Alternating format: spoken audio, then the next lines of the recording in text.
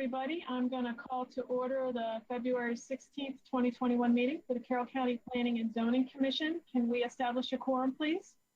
Hi, good morning. Ms. Cheatwood? Here. Mr. Hoff? Here. Mr. Canali? Mr. Wathers? Ms. Kirkner?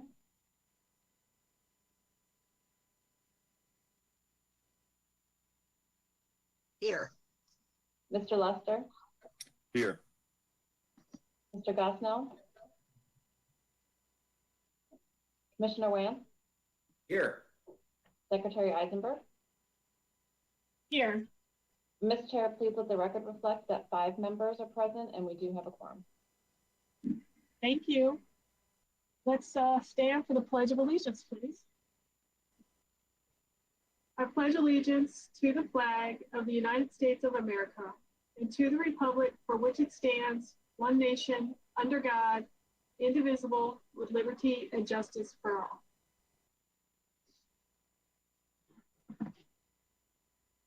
Okay, are there any changes to the agenda? No, there are no changes to the agenda. I'll make a motion for approval.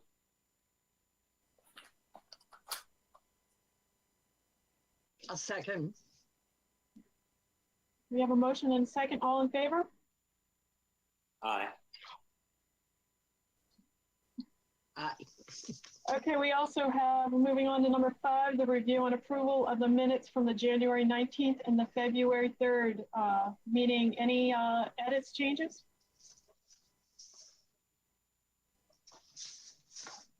I'll make a motion for approval of both the January 19th minutes as well as February 3rd minutes. I'll second. All in favor?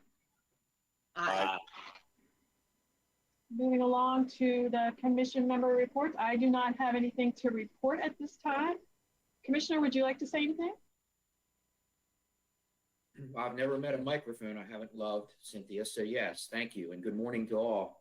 As I mentioned earlier, it is Fat Tuesday, so I'm assuming everyone had a chance to get their carbohydrates in this morning. It's interesting times in New Orleans. No parades this year or anything like that, so that leads me into COVID. Just a reminder that we are still by appointment only in the county office building. We're still maintaining our best practices there to assure that we keep everyone safe. We're battling a little bit with vaccines. Just to let everybody know, on all the forums that I get on, I try to give everyone an up-to-date progress report on where we are with vaccines. So in Carroll, we're still in the 1B category, and we're still focusing on the over 75, our education community to make sure that they have their vaccines. And then there's a little thing called continuity of government that we're going to get to as soon as we can. It's interesting. Folks assume that I have gotten my vaccine because apparently you are who you are or something like that. I haven't had mine yet. I turned it down as a first responder because I wanted those that were more active to get it. And I truly do think that those that are on the front lines are very important, and I hope that they get theirs first. So I'm waiting in line like everyone, but we're doing the best here. We've been working very closely with the Maryland Department of Health. Commissioner Rothstein and myself are tag teaming the efforts with Annapolis to try to get the word down there that the folks that know best how to put the needles in the arms are the local health departments and not the mass vaccine clinics. We're not making too much progress with that, but we're doing the best we can because we truly do think that the better way to do that is here. So working on that, a reminder to folks that you need to continue to social distance. You need to keep wearing the masks and, of course, washing the hands. Even if, as the vaccines come on board, we're going to get there. I heard a very optimistic estimate today that by late spring, there should be some sort of normalcy here. Let's keep our fingers crossed, everyone. Still working on Annapolis. It's a crazy, crazy session down there. There's a lot of planning bills that we're keeping an eye on. Luckily, we've got Mike Fowler, who is our legislative liaison, who keeps us up to date, and myself and Commissioner Frazier are working with MACO. As a matter of fact, I was on with a MACO call last night for about 3 hours. So burning the midnight oil as we get through the Annapolis craziness. And then really quickly, our budget's coming up. We're going to be working on that. That'll start in earnest in March. And finally, just to thank you to all of you folks, just a reminder that you are serving on one of the most important boards and commissions that we have here in the county. Not only are you looking at things that are presently occurring, but you're setting the tone for the future in this county. And I want to personally say thank you to all of you. These boards and commissions aren't easy. And for all of you to step up and do this is remarkable. And that's what makes Carroll County great, folks like you. So thank you all very much. And with that, Cynthia, I'll turn it back over to you. Thank you. Thank you. And thank you for that positive reinforcement. I think Pete is starting to realize how much being on the Planning and Zoning Commission takes and how much background information there really is. Any other commissioner members like to say anything? I'm just, Cynthia, I'll just briefly mention, I sent a copy of that DHCD report out. I was on that, I served on that advisory group for the past year. It is a massive report.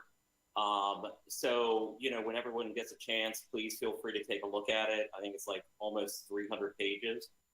But I think it is important that that everybody on the Planning Commission take a look at it, because I have a feeling while probably not much will happen related to that report maybe this year in Annapolis, I have a feeling that in the next couple years, that report, because it's a 10-year strategic plan report, could be used to implement certain things coming down from the state, forcing the counties to do different things, which, you know, can always be somewhat problematic. So I just encourage everybody to take a look at that report sometime when you get a chance, and just keep in mind that that's going to be floating down around Annapolis over the next couple of years, and sometimes how that report might be used might not necessarily be in ways that we like locally. So I think it's important to take a look at it and be aware of it, and maybe we can come up with some ideas to address some of those concerns in that report that maybe are more in keeping with, you know, our local, you know, Carroll County. So, but it is a very interesting. There's a lot of interesting information in there regarding affordability and ideas to address those issues, and some of them are very good. But again, I don't think it's a one-size-fits-all solution for each municipality or county government. Thanks, Dan. I would imagine we would probably address it or discuss that during our next update to the master plan or something of that matter. So, thank you. So we'll move on along to item number 7, the administrative report. Secretary Eisenberg. Good morning, everyone. Thank you for being here today. For our administrative report, I do actually want to kind of affirm what Dan said, and what you just said, Cynthia, is that we will have to do a more robust housing chapter with perhaps more tone toward having variety of housing and affordable housing options. We already know that this is in the law, so any major amendment to either plan or a update to the plan, we would have to include that in our housing element. We do have a housing element. It's a very nice element that we've done in our plans, but now it is a requirement with certain required items that have to be present in that element that were not there before. So as we get toward the time again when we have to update our plans on that 10-year cycle, we'll be looking towards some of those issues. And I'm sure, as Dan said, there's some new legislation coming down within the next year or two for sure that will make us have to think about this a little bit more and include them in our plans. Also, let's see, what else do I have for you?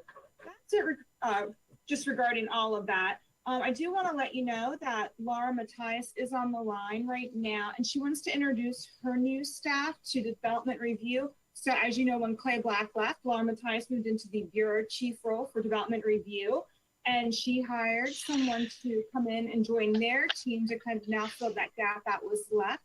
So with that, Laura, I'd like you to go ahead and introduce your new staff person. Thank you. Good morning, everybody. I am thrilled to introduce our new staff person. So Amy, if you were there and can turn on your camera and your mic if possible. I see her working on it. Yay, awesome. So this is Amy Barcroft. She started with us on February 4th and came upstairs one floor from our Office of Zoning Administration. So she's definitely no stranger to our department or some of our processes. We're finding that, there's a lot of overlap. So she's really settling in quite nicely and learning a whole lot every single day. We're trying not to feed too much information. We don't want her head to explode, but we're definitely getting her rolling with things, and you will be seeing her in front of you at some point. So Amy, if you want to say hello or have any words. Good morning. It's nice to meet you all and be a part of this group. Awesome. Thank you for that moment, Linda. I appreciate it. Welcome aboard, Thanks, Amy.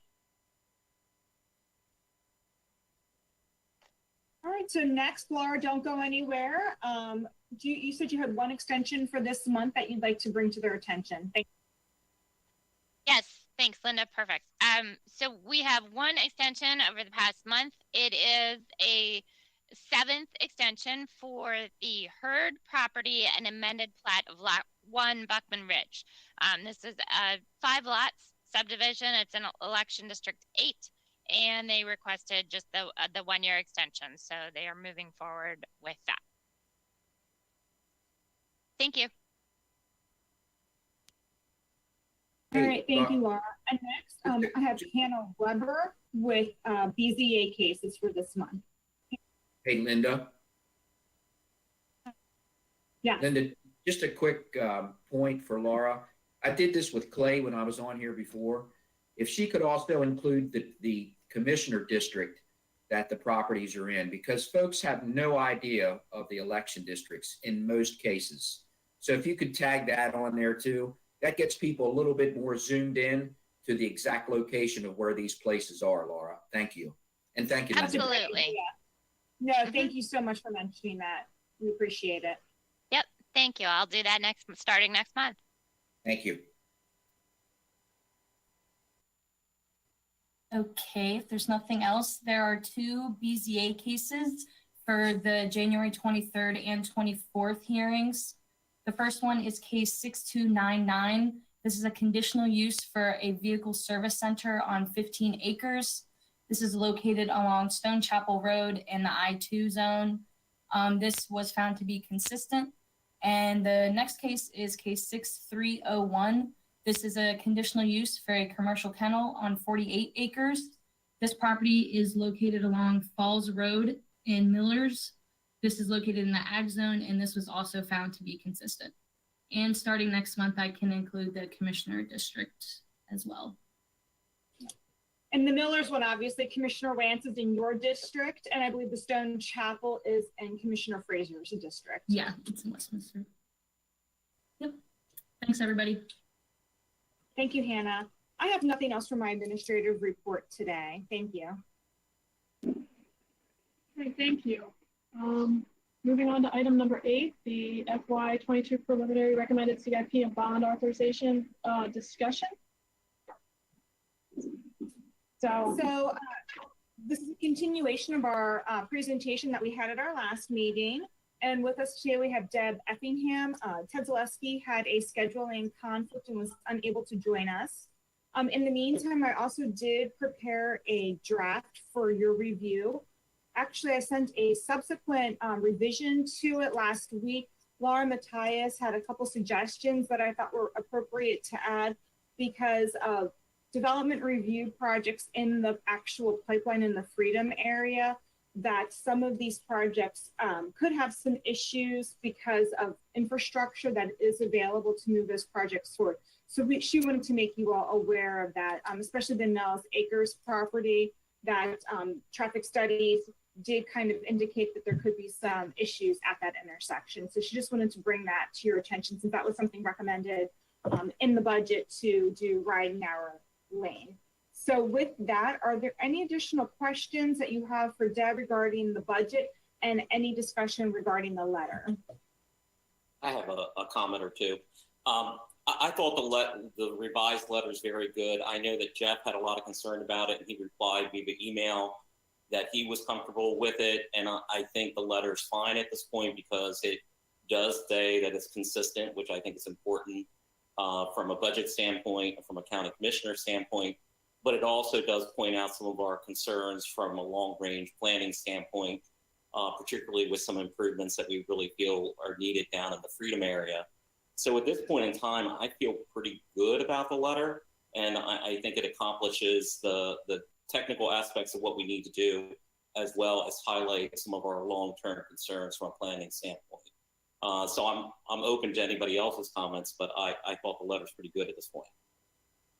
Yeah, I agree. I think the letter very succinctly what I was thinking when I brought this up in the beginning, and it's not that the CIP is not consistent, it's just that there are other projects that we have noted for many years, and as we're going through and implementing our plans, that I thought were important to at least bring forward to the fore.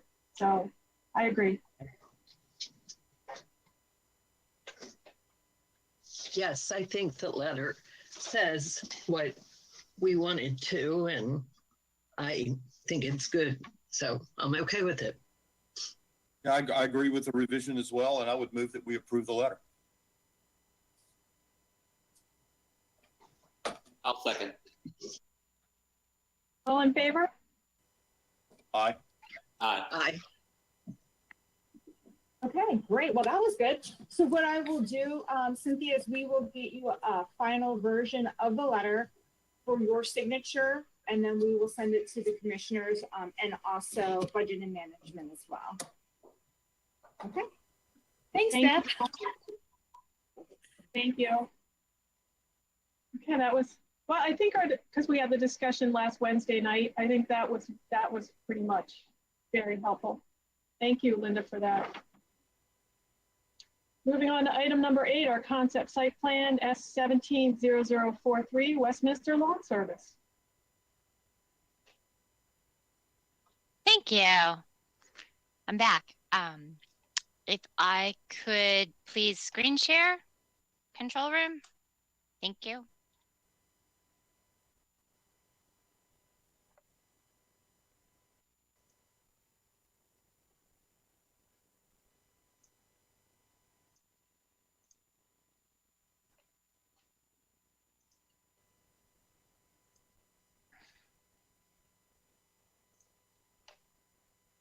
Excellent. All right. Very good. So development review has one project on the agenda today. This is a concept site plan for its Westminster Lawn Service. So S170043. As a concept, of course, you have never seen this before you previously. I'm trying to see who's on with me. I'm not seeing all the participants. Yes, we do. I see that John Lemmerman is on. John, if you would like to say hello, he is the engineer working on the project. Good morning, John Lemmerman with RTF Land Surveyors and Planners. I do want to mention that Gavin Bullock, the developer and owner of Westminster Lawn, is, I believe, caller 1 at the moment if we have any questions for him directly. Great. Thank you, John. I appreciate that. It's hard to see all the participants in this virtual world and know who's with you. So the site here is located, we're at 1129 Sullivan Road. It's this orange outline you'll see on your screen. Here's Manchester Road, Ships Quarters Court, and just south of that along Sullivan Road is the property. It is just over 7 acres. All of this land is in the agricultural zoning district. And if you look at the plat that I included in your package, this parcel was created, it was a subdivision of an agricultural piece of land, so a much bigger piece. The adjoining properties were all parcels within that, and that was a resident or a agricultural subdivision, which the parcels were not intended for residential use, for agricultural purposes only. So you'll notice it's a little bit unique. There's no road frontage to this parcel. It has, let me see if I can get to the next slide as a zoomed in version. Here we are.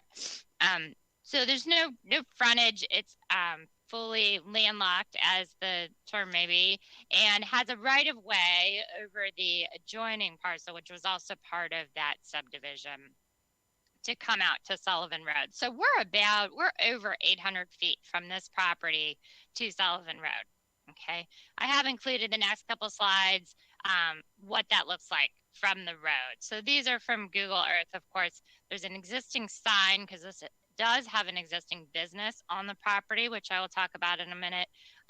And here's that existing driveway to access it. So the parcel is back in this area. Again, not visible from the road. So what we have before you today, as I said, we're a concept plan. No action is required, although, of course, you may delegate final approval authority to the chair. So consider that as we move through what this site plan proposal is, and I'll reiterate that at the end as a reminder for you. So the property, as I said, is 7.71 acres in ag. It does have an existing mulch manufacturing business on it for Westminster Lawn Service. Now, Westminster Lawn Service is primarily based in Westminster. Their office location is there. They do all their transactions at that office. This is their mulch manufacturing where people come to pick up and drop off only. So there's no office on site, okay? They went before the BZA. So mulch manufacturing is a conditional use in the agricultural zoning district. They appeared before the BZA with this operation in June of 2017. And the BZA did grant that use, and there were a few variances to distance requirements that were required to go along with that.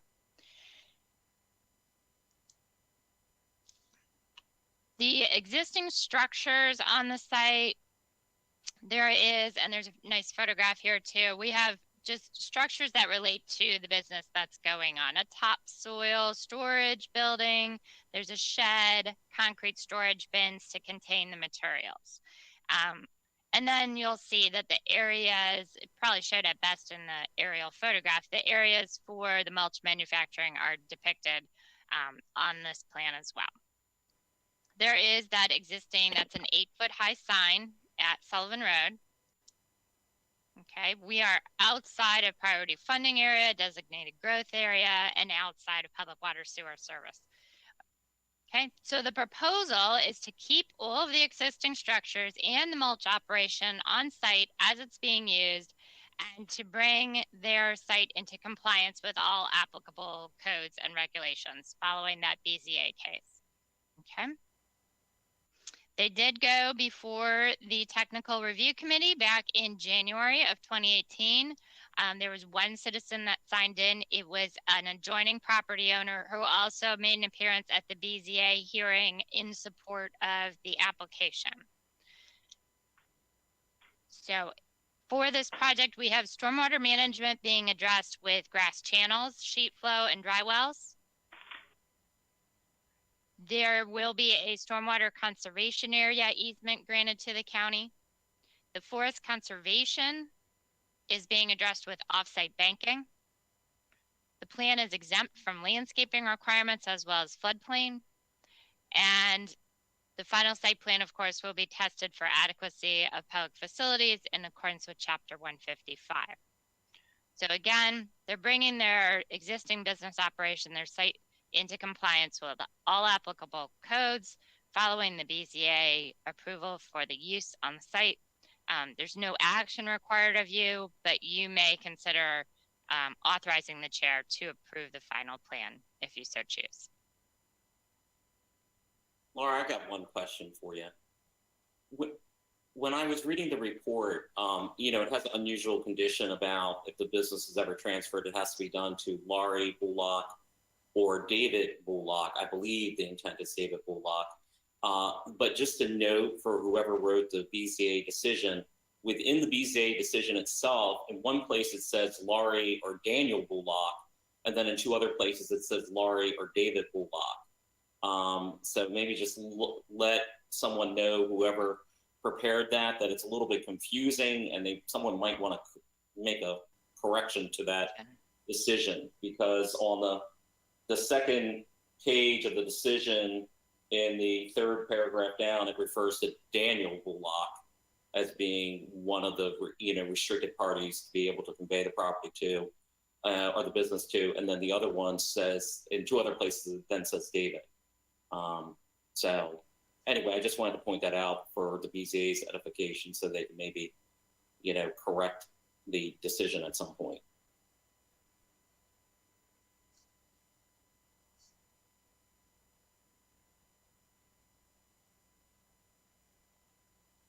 Thanks, Dan. Are there any other questions for Mr. Bullock or John Lumberman or myself?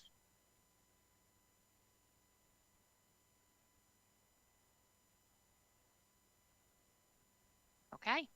Not a question, but maybe more of a comment. And I've known Mr. Bullock, and I'm very familiar with his operation.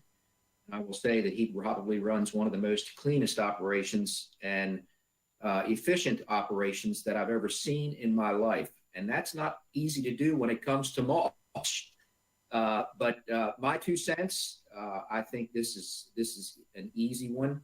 And I applaud Mr. Bullock for the years of service that he's given to Carroll. They're a great business. And I would suggest that you guys do the best you can to help him out as he continues with his top-notch business over there. Thank you.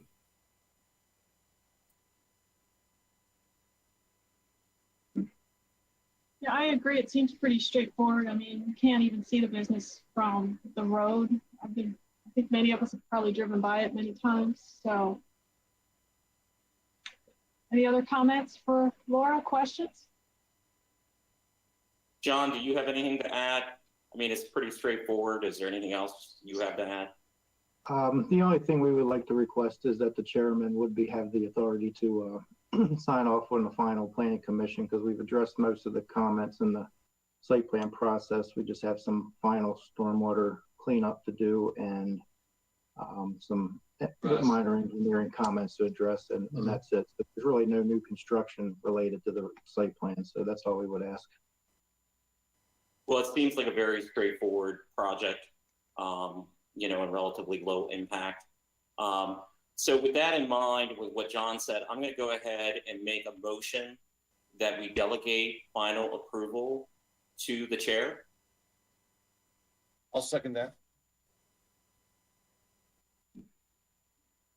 Linda, are you going to take a voice vote? Yes, I'll do it quickly. That's fine. Yes.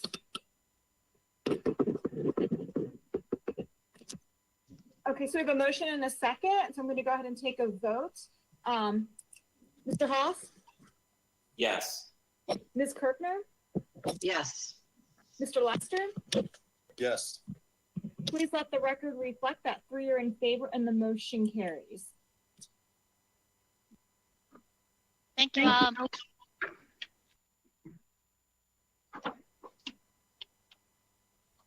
Okay, according to my schedule, we have a recess, but it's only 9:30. Do we want to keep going, or?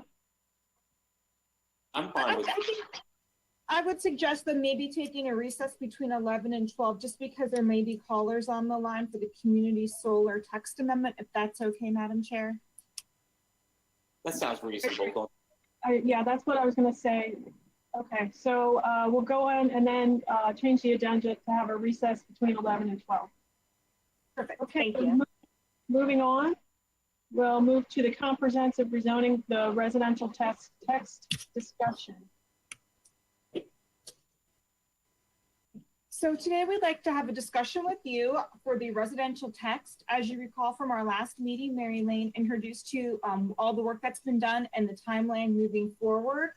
We wanted to go over the definitions for today to again kind of like chunk this out in small bits of what the proposed changes were and how they work with the master plan and the Freedom Area Plan. So with that, I'm going to have Mary introduce the definitions to you for the residential text.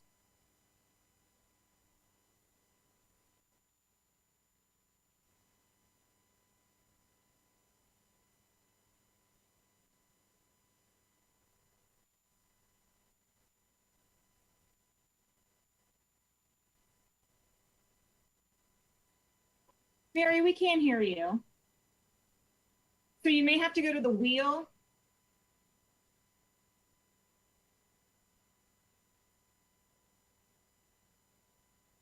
By the way, those T-shirts and hats are coming that say "Check your gear wheel." We're going to balance the budget, Carol, with the proceeds that we're going to sell. Check your gear wheel.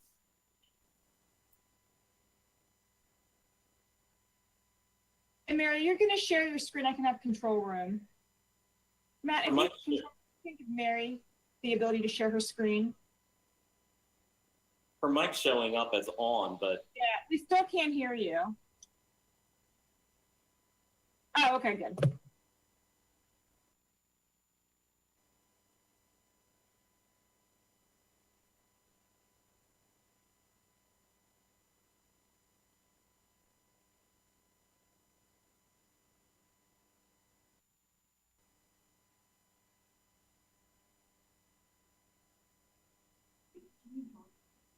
No, You got it. I think. Can you hear me yet? Okay. Okay, good.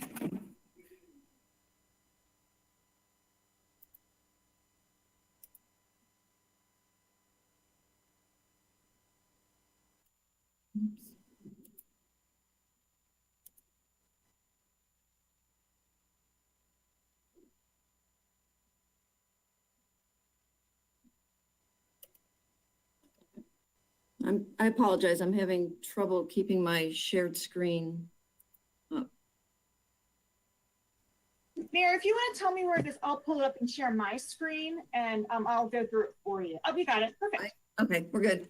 I apologize. As Linda said, we're going to start today with the, I believe it's 39 or 40 page text amendment for the residential districts, and we are only going to do the definitions today, which really will prepare us for future review. A lot of these definitions were changed because for a number of reasons, really. Anything that we introduced that was new into the code, we went back and we defined it. We had to clarify some definitions. So a number of these will make more sense as we get through further review, but this is a good introduction. I also want to point out that the title of this is also text amendment for zoning administration. As we worked through the residential text this time, we found a number of things that it was agreed was a good opportunity to either clean up or make some necessary changes for other reasons. And we'll be getting to those as we go through the entire text. But this review, unlike commercial and industrial, does touch on a few other areas other than residential districts. So the first new definition is administrative adjustment. And this is identical to the current definition of variance, but it does specify that this is just for the zoning administrator. This is not a term that's brand new in the zoning code. It is used pretty much interchangeably with variance, but at this time it was agreed to separate it out and have a variance only be decided by the Board of Zoning Appeals and administrative adjustments by the zoning administrator. And the reasons for that will become more clear as we go through some of the other changes that we've proposed. Mary, just a quick question about administrative adjustment. Is that like subject to like a public comment, like when the zoning administrator makes that, or is that just what the zoning administrator can do? Like, how does that work? Curiosity. It'll become clearer as we get through the rest of the text, because previously or currently the zoning administrator could grant a variance. And now we're saying what he's doing is an administrative adjustment. And you'll see as we get on, there's a reason that it's being differentiated from what we now have the Board of Zoning Appeals doing. I don't know if Tom, did you want to clarify that at all? That's really came out of the zoning administrator and Tom Devilbus as a necessary or a recommended change. I don't know if you want to clarify that at this point. Sure. Good morning, folks. Mr. Boyd is on vacation this week, so I'll try to answer most everything that you might have regarding the zoning office and administration.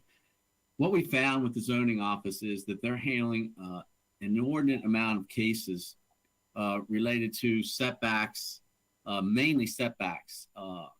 And in order to make some clarity on that, we wanted to make sure the zoning administrator had the ability to make some decisions without it having going to the BZA. Basically, right now, under certain circumstances, depending on what the setback request is, it goes to the BZA. So what we wanted to make sure is that Jay or the zoning administrator could make some of those under an administrative adjustment.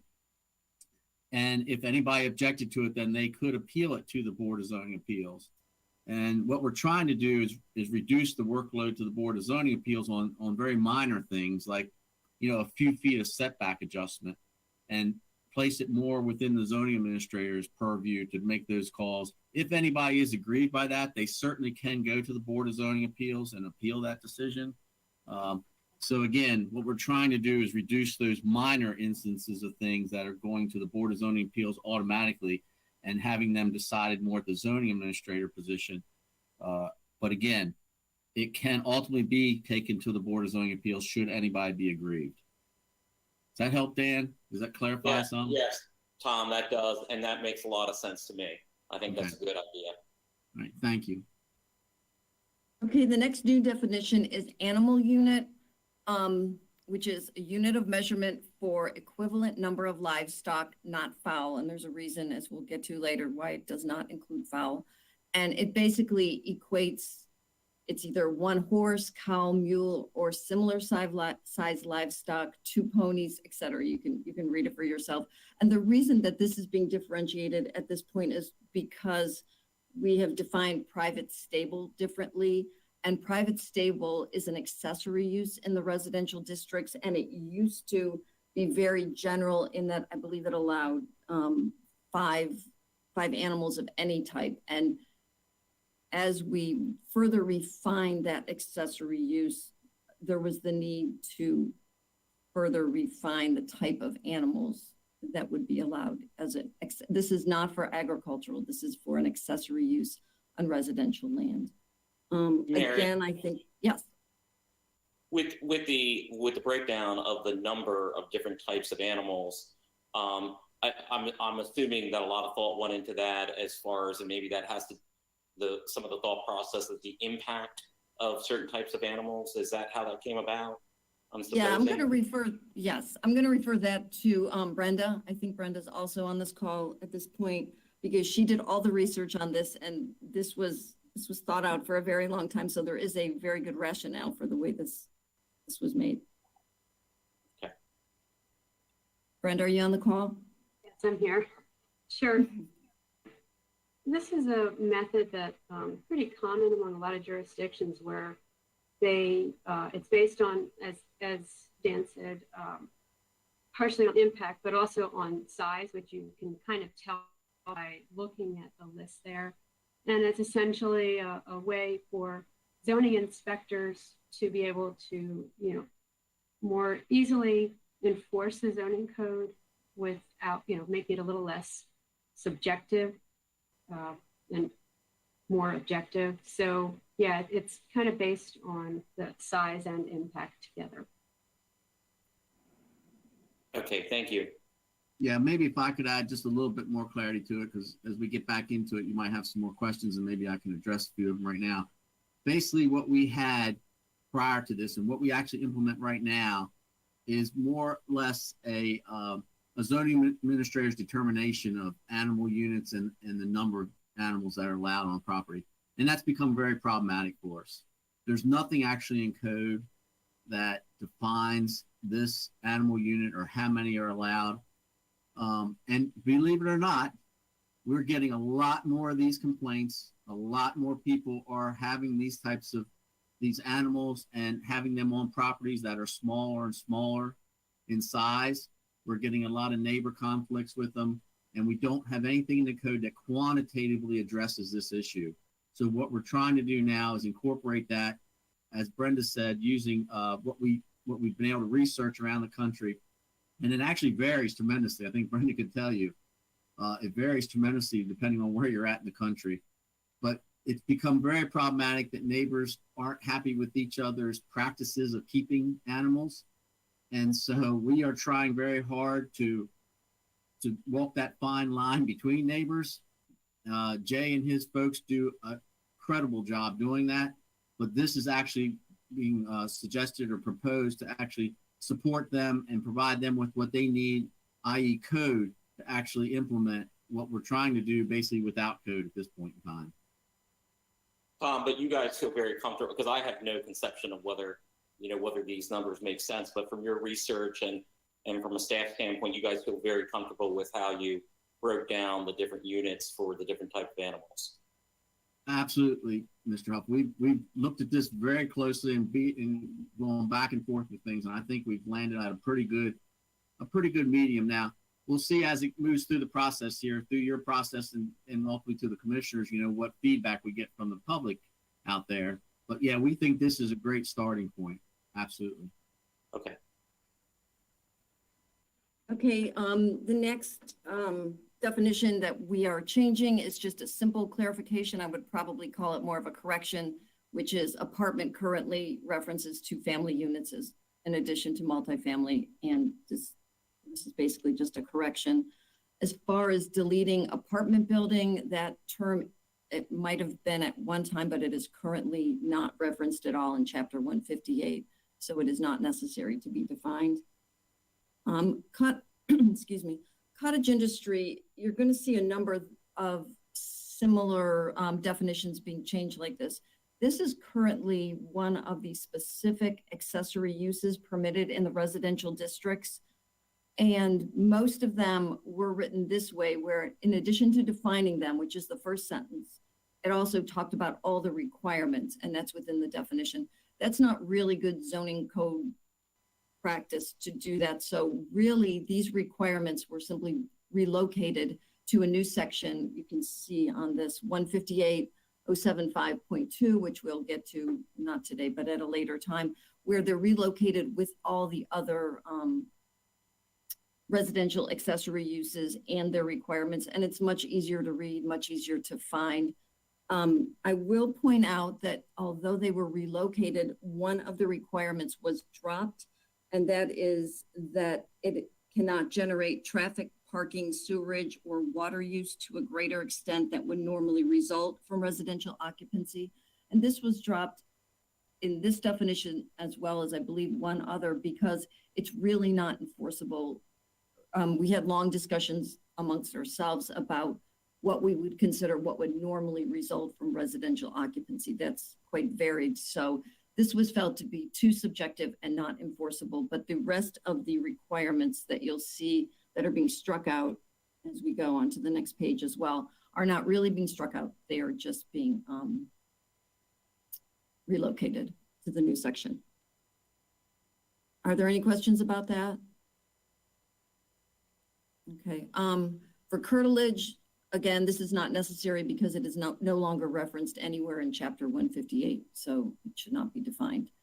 As far as a new definition of multifamily dwelling, this is pretty much just more of a modernization, a clearer definition in our minds, and also specifying that it doesn't include a townhouse. This was taken from some newer codes.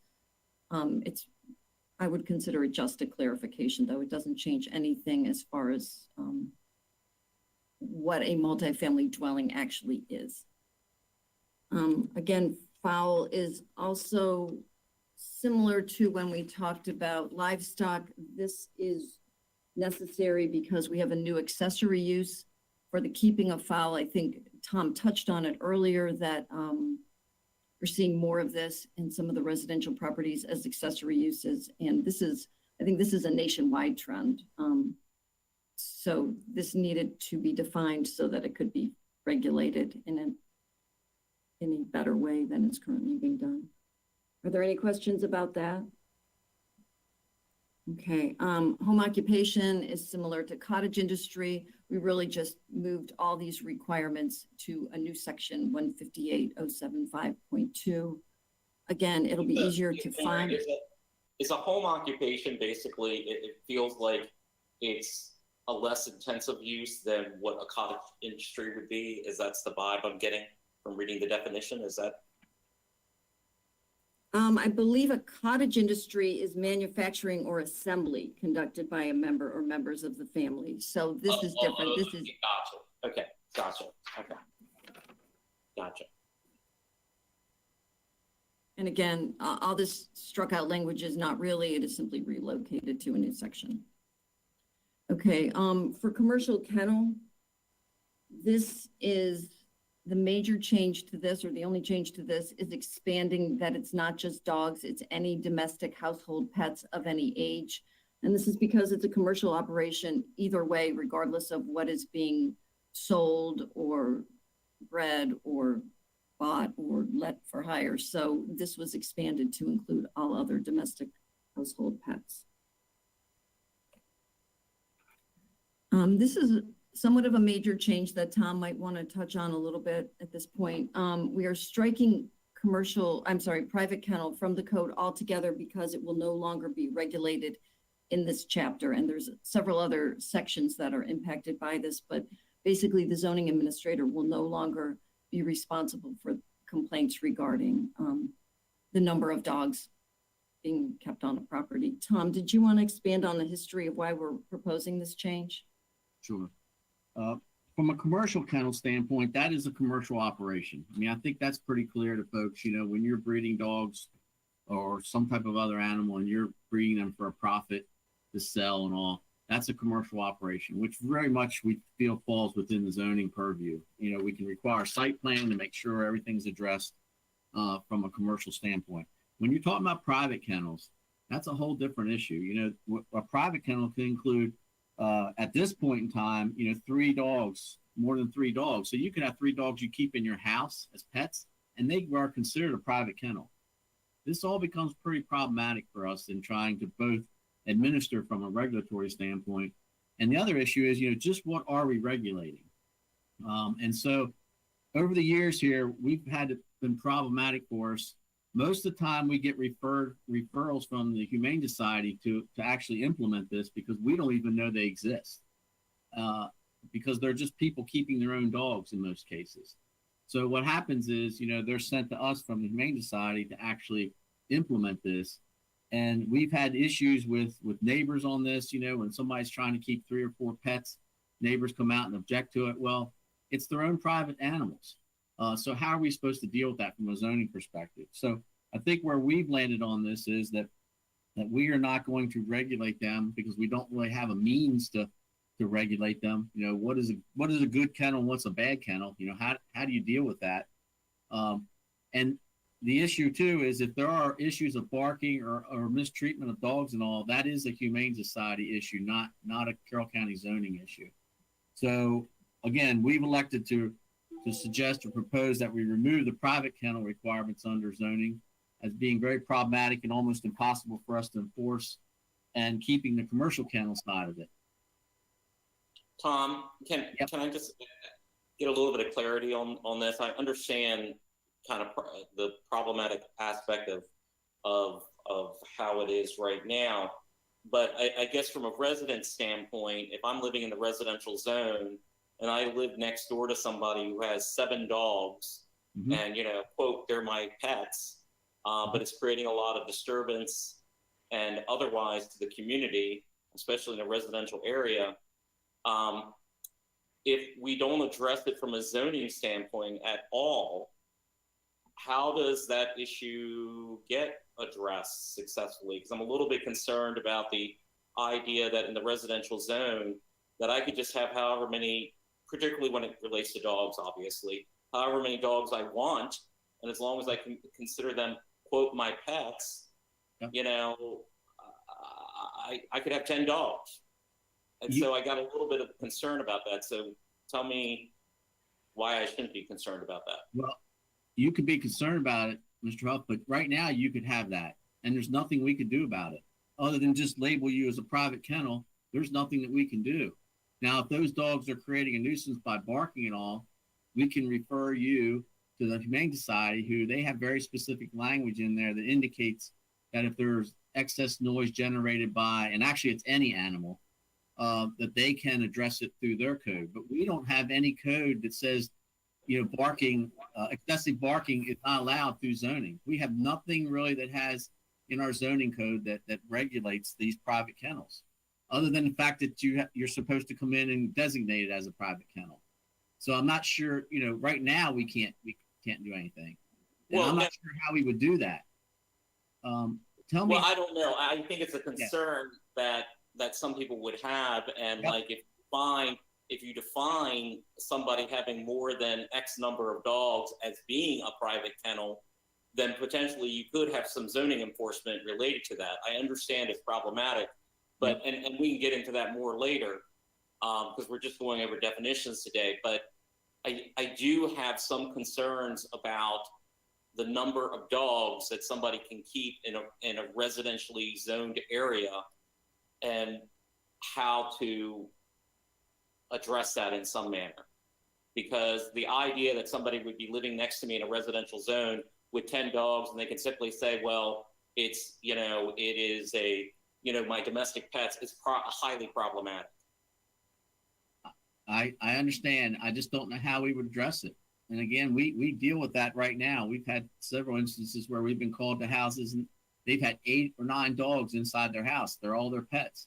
And other than just have them come through and basically say they're a private kennel, there's nothing else that we can do from a zoning perspective. We have in our arsenal to do anything. Even if they're barking, we would refer them or refer the complainant to the Humane Society. There's nothing in our code. So I guess if we were to pursue this as a private kennel type situation, we would have to create some criteria, some quantitative criteria that we could use as zoning enforcers to implement in this case. And I'm not sure we feel that we're qualified to do that. That's one of the other issues. This is somewhat, we feel, beyond a zoning issue. It is more of an animal control type of issue. So that is why we've suggested that we not regulate them under the zoning administrator anymore. Okay, well, we could talk more about it later, Sure. so just definitions, but I don't know how the rest of the planning commission feels, but I do have some concerns about how we address that. Understood. Thank you. Okay, the next new definition is of livestock, and this is simply because we have defined animal units and used the word livestock, as well as changed the definition of stables. So that is the reason that this new definition is necessary. Regarding mobile home and office, this is a clarification that's elsewhere in the code. There's confusion. A recreational vehicle is not considered a mobile home. Domestic household pets, this goes back to when we expanded the definition of commercial kennel to include not just dogs, but any domestic household pets. So this defines what those pets may be. And Brenda can correct me if I'm wrong, but I believe this is based on other codes, typically that list these specific animals. Regarding residential uses, we added the word townhouse because it has been separated from multifamily previously. We are no longer referring to boarding houses in the table of land uses. And as far as the new retirement village, that is a new use that we'll get into later that is being proposed. So this definition needed to be inclusive of all residential uses that are referenced elsewhere in the code. Retirement home, the main change here is to clarify, and I believe this is with federal law, that it's residents of senior citizens or couples where either occupant is a senior citizen. So that's considered a clarification. That's current practice. A retirement village is something that we are defining as a new use, but as you'll see when we get into it later on, it's not actually necessarily, I'm sorry. I was just, Mary, I was just gonna ask, with retirement home though, you don't have that listed under residential uses. Is that something we need to add to residential use, or am I not understanding what, like why we even have it? So.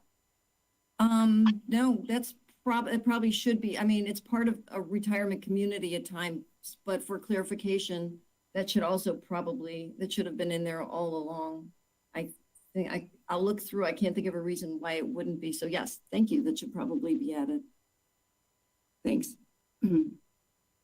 So a residential village is a new use. It's consisting of single family, 2-family and or townhouses. And again, same with a retirement home, meets the needs of residences of senior citizens or couples where either occupant is a senior citizen. And we have some requirements later in our proposal that we'll discuss this. Riding Academy is being deleted because it is not necessary. It is currently included in the definition of commercial stable, as is boarding stable. Again, if you look at commercial stable, it includes both Riding Academy and boarding stable. And that brings us to commercial stable, which has been redefined, but really just to be more inclusive and to include both of those deleted definitions. A private stable, we talked a little bit about that. That's a accessory residential use. This does not affect the ag. This is for the residential accessory uses. And it's been simplified, and all the requirements have been relocated to that section that we discussed previously, 158.075.2, where all the residential accessory uses will be found or are found. Storage of unlicensed. Mary, I do have a question about this too, in relation to what Dan was talking about kennels. So here we have commercial stable and private stable. So, but yet we don't have a private kennel. So, but to me, the private stable seems similar to what the private kennel is.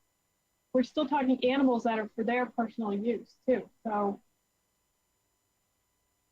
I think, Tom will correct me if I'm wrong, I think it's much easier to enforce a private stable than it is the issues with private kennels, which is really just the keeping of personal pets.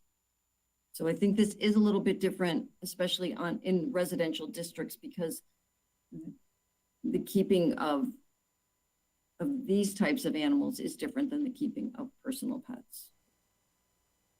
Yeah, I think it's definitely related to magnitude. In other words, these animals are a lot more impactful on the property. They're a lot more impactful on, say, manure generation. A lot of things that these animals generate in a residential area would be a lot more, again, impactful on the neighborhood as opposed to the dogs or cats or those types of under the kennels. And these animals are kept almost exclusively outdoors. And we're talking more about these being more like livestock animals than small pet animals, even though some people consider a lot of these to be pets. I understand that. Cynthia, I think we need to kind of, talk about that more, because I got concerns when we were talking about the whole kennel issue, private, and the number of dogs and all that. But I think that's something we can think about and maybe get some additional input on and kind of decide as we go through the process.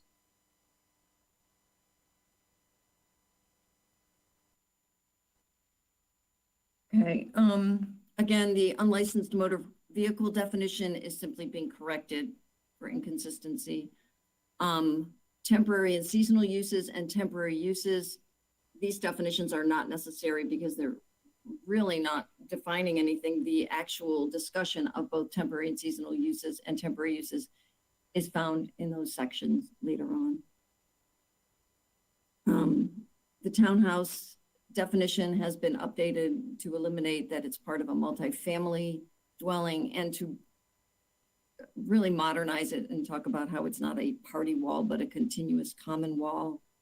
And it also striking the words in the same structure. It's not always the same structure. At times it can be on different lots. So this is really just a clarification and an updating of this definition. The change made to variance is because of the addition of the new definition of administrative adjustment. So now a variance specifically specifies that it is handled by the Board of Zoning Appeals. I think this and administrative adjustment will become much more clear when we get into the specific differences between the two and what is decided later on. Okay, the last several definitions are regarding yards. And the biggest change here is the new definition of corner front yard, which means on a corner lot, a yard fronting the street where I'm not even going to explain it that way. It's to address any building that is on a corner, and in the past there was confusion whether or not it had two front yards and what regulations would apply. So we've tried to define it as the front yard is actually the yard toward which the principal structure faces, and then a corner front yard, again, fronts on the street, but where the principal structure fronts on another street. And this is also that we can better apply the regulations regarding setbacks. So let me pull this up. This is something we hope to be incorporating into the code or into an accompanying manual. And this illustrates what we're talking about when we have a corner front yard. Brenda, did you want to do a better job than I just did in explaining why this is necessary? Essentially, you can see if the house has fronts on two streets, or the property fronts on two streets, which side's the front yard, so which side has to, adhere to the front yard setback, and where then in that case, where does the rear yard start, where's the side yard? So essentially what this does is gives us a mechanism to identify one side as the actual front yard with the front yard setback, and then the other side is the corner front yard, which would have the same setback, but what it really does is gives you the ability to clarify where the front yard stops and where the rear yard starts. So the area in between that, as you can see Mary circling it, the area in between that is the corner front yard. So once they get into the rear yard, then they can follow whatever rules there are for their accessory uses, such as sheds and all that. So like I said, what it really does is gives us the ability to better clarify what can be in the front yard and where your rear yard is for things that can be done in the rear yard.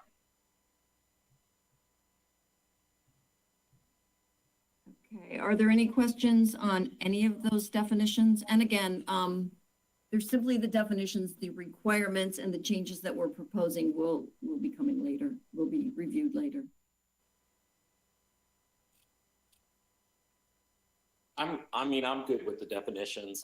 Again, my only concern, and we can get into that as we go further along, is the issue of dogs in the residential area. But we can get into that, as we're going through the code.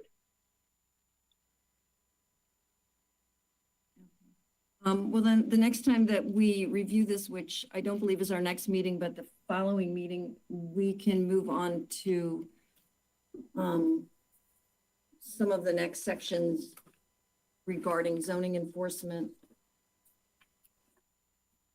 I guess we can set that agenda later, but I think a lot of these definitions will become clearer then. Okay.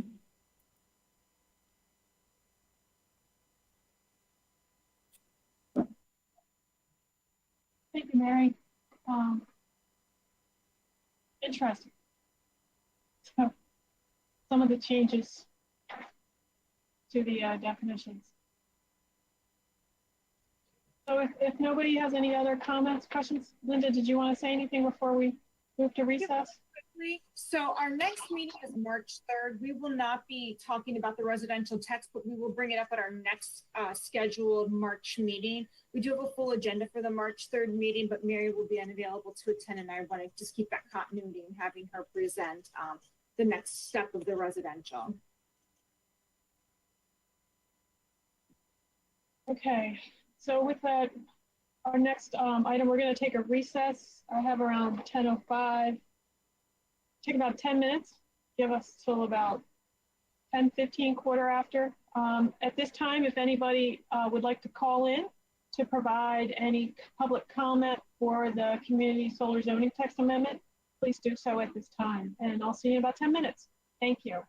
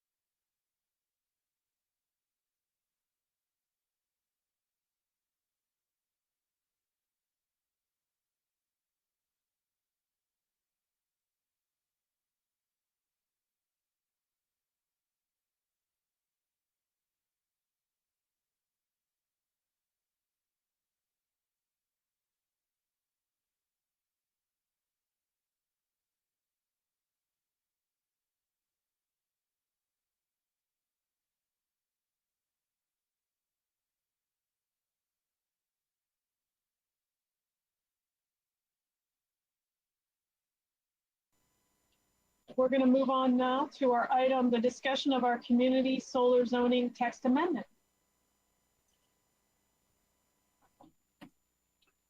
Okay, folks, I'm gonna just do a little brief opening here, and then I'm gonna turn it over to Brenda because I kind of want to recap. The last time we met with you, we had a little technical difficulty in reviewing the text, but it actually was a good opportunity for us to hear some of your comments and your feelings ahead of you taking a look at our proposed text. And I just wanted to make sure we're clear on a few items before we get started here. I mean, the first thing was that we as staff were directed by the Board of Commissioners again to look into this issue. The Board of Commissioners made a conscious decision to explore the agricultural zone for the expansion of solar, use of solar on the community solar level. And that is a pilot program actually that the state is undertaking. And the Board of Commissioners actually directed us to do a similar type of pilot look at the use of community solar in the agricultural zone. So the intent of what we were to do was supposed to be limited in nature. I first want to make sure that's very clear. The board did not want to open up the entire agricultural zone or any other zone really other than the commercial industrials for solar use. So our charge was to look at the expansion of community solar, which is very narrowly defined by the state of Maryland, into the agricultural zone. They also indicated that the remaining portions which were in the agricultural zone should be our main focus. And so what we're bringing you today is a result of those discussions with the board. And we actually had two discussions with the board. One was when we were proposing a 5 to 20 acre only. And then after discussions with the agricultural community and many community solar contractors and designers, we came back to the board and said, there was a need for greater ability to preserve acres with the remaining portions. There was a greater need by the solar community to actually have accessible acres. So at that point in time, we recommended to the board that we open it up to be 5 acres and anything above that to no maximum size. And the board directed us to pursue that. So what we have before you today is a culmination of discussions with the Board of County Commissioners to get this concept down. And again, I keep referring to it as a concept because we're bringing it to you in that mode. Even though there are details to it, we've attached those details based on discussions with the county commissioners, based on discussions with the ag community and the solar purveyors, and our own research into all of these that we've done across, a lot across the United States. So with that, I just want to make sure that you're giving it us an opportunity to present what we found. We heard you last time on some of the issues. We think very much that a lot of your questions that you had the last time are going to be answered with what we have drafted here. In addition, Brenda's had a lot of extensive conversations with the industry folks. I have also, to be honest with you, and I think we can answer a lot of your questions. But after we're done and we're completed and we've answered the questions that you had, certainly if you want to move into a mode of having a representative from the solar industry here and maybe someone from the ag community, we could certainly arrange that for possibly, say, a next meeting.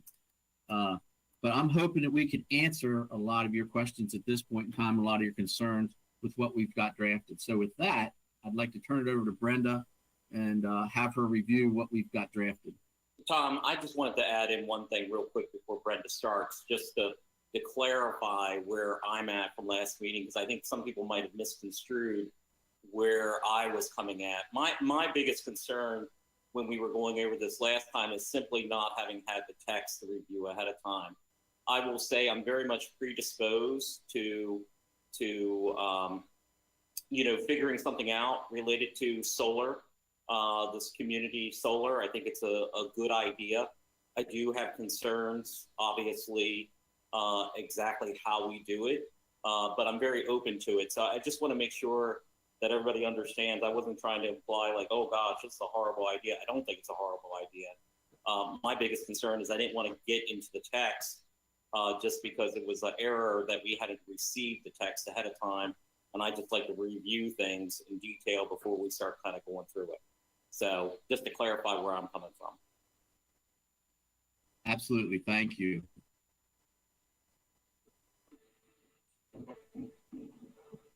Okay, I'm going to bring up the text.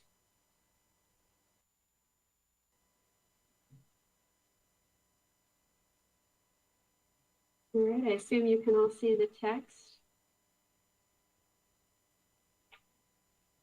Yep, we can, Brenda. Thank you. So we'll start off with the definitions. We're proposing to change the name of the solar energy conversion facility and solar energy conversion facility accessory to, instead of conversion facility, just make it generating system. And that is so that it would be consistent with state law and what they call these systems. So then we would add the definition for the community solar energy generating system, which they'd be all consistent in terms of what you would call them, and then this would have community after it. Brenda, one thing, go to the top,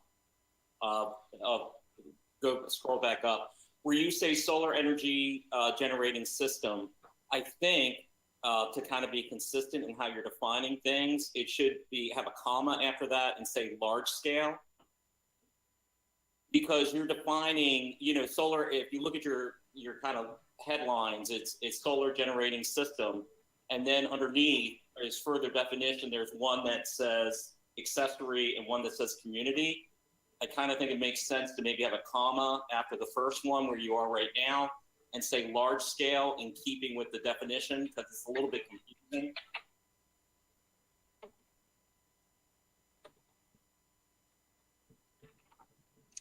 So if everybody's, we can do that. And it's certainly, you can see it's in the definition, large scale. Yes, but when you're defining, it says large scale in there, but I think because of the way it's done on the other two, it should be consistent that you kind of further modify it like that. Yep, okay. Okay, so if everybody's good with that, we'll add that. And Brenda, could you point out under the community definition, it is based on as of July 1st of 2020. Would you explain that maybe a little bit just so it's clear to everybody? Right. I hadn't gotten to this definition yet. So the community solar energy generating system, or they also call it CSEGS, would be the definition that's used by the Maryland Code of Public Utilities. It's the definition that I had provided you prior at the last meeting.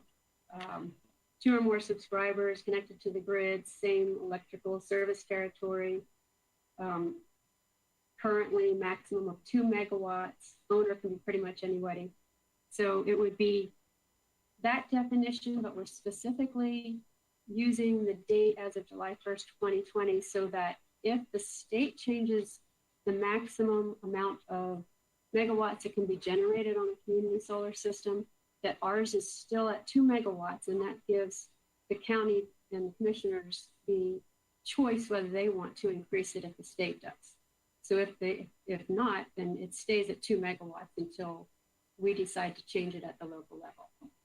So that's why it specifically references that. You're referencing the Maryland Public Utility Code as of the July 1st, 2020. Should we detail what that says within our code, or do you guys feel it's good enough just to reference that code and call it a day? But the reason that we're just referencing the code is because then if we put the details of their definition in our definition, then anytime they change it, we have to change it. So, I mean, it's pretty standard that we just reference another code so that if it changes, we don't have to change ours as well. So the only thing that's staying, the code would stay as it is now if they change it. But we're defining it as of July 1st, 2020. So if they change theirs, it doesn't change ours. Is that correct? Right. Okay.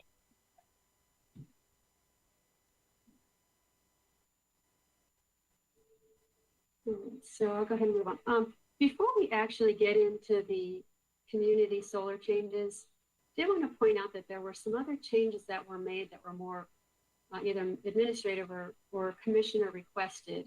And I wanted to quickly go through those just to get those out of the way before we started to talk about the community solar. And those were all the ones that you would have noticed they're highlighted yellow in your text. So I'm just going to quickly go through those, and then we'll start again with the community solar changes. So if you look on the accessory uses under B, solar energy conversion facilities, which would change to solar energy generating systems. Mary had mentioned when we went through the definitions that we're proposing some changes, administrative changes in the zoning code, where the zoning administrator, anything that they would allow would be called an administrative adjustment rather than a variance. So you'll see here where we just made those changes in the current code to say administrative adjustment rather than variance. It doesn't really change anything that's actually allowed here. Then if you go down under B in the Ag District, you only see part of this because there are screens there. Let's see. So at the bottom of that page, we've added no administrative adjustment to the size of ground-mounted systems is allowed in the agricultural district. Again, this is still under accessory uses. So what we're saying is what you can do right now in the agricultural district in terms of size, this is not something you can get an administrative adjustment to the size. It is what it is in the zoning code. I am curious, have we seen anyone think or propose to put solar panels as a covering in parking spaces? I've seen that in several places. I mean, around airports, commercial buildings where there'll be reserved parking and it's actually covered parking, but it's also solar panels. Have we had anybody request anything like that?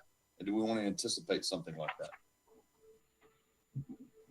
I don't know that we've had anybody request that at this point. That actually is currently, looking at the changes that we have, that's something that they currently can do under a zoning code. I think the reason it probably hasn't been, nobody has come in and requested that at this point is just because there may be additional cost to whoever's installing it because of the whole structure.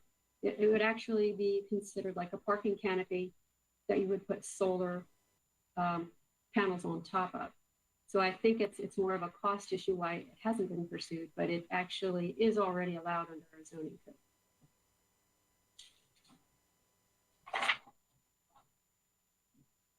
All right, so if we move on down to the next page, number,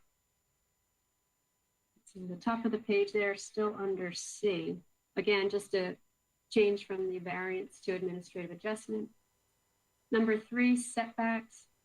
Now this is a change. This was a commissioner requested change. Brenda, I have one question, and maybe this is, you just need to help me understand. So administrative adjustment is something that the zoning administrator can make without any other, they can just make. And then the variance though has to go to the BZA.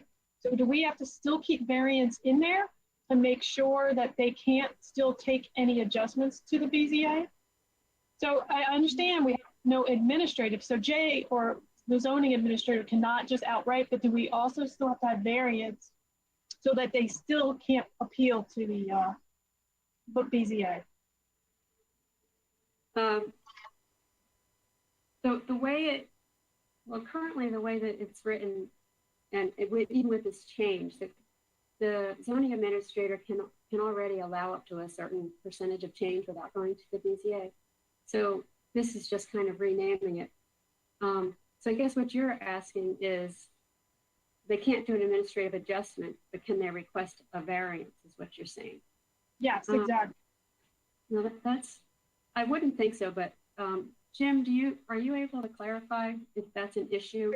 Yeah, we definitely changed the definitions in the residential text. So I just want to make sure that it doesn't get mixed up in the thing. Yeah, Cynthia, I think you have a good point. I think it should say no administrative. If our intent is that you can't get a variance or administrative adjustment to it, I think it should say no administrative adjustment or variance, because technically they're two different things. So wherever we Right. say administrative adjustment, I think we should also be saying administrative adjustment or variance. And maybe Jim, you can add in if we're misthinking this, but I think if that's our intent, that you can't modify these provisions, administrative adjustment is different than a variance. Right, right. And it's basically the process between the two, the administrative adjustment and the variance would be different. But yeah, I mean, I wouldn't see any problem with adding that language, no administrative adjustment or variance, just for clarity's sake. Yeah, so, and Brenda, you can do that later, because there's many places where you say administrative adjustment, but I think maybe we should add in or variance wherever we say administrative adjustment. Right.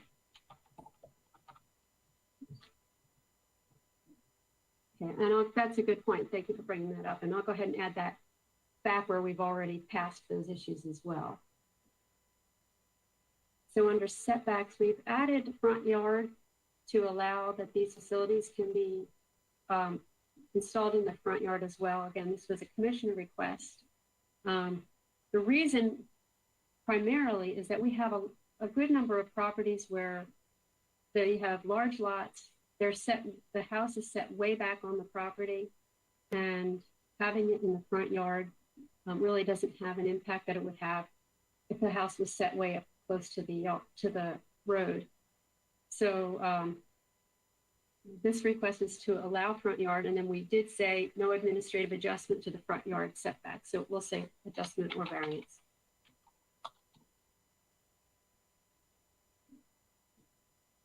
And then we deleted that no portion of the structure should be located within a front yard, because we're proposing to allow it in the front yard here.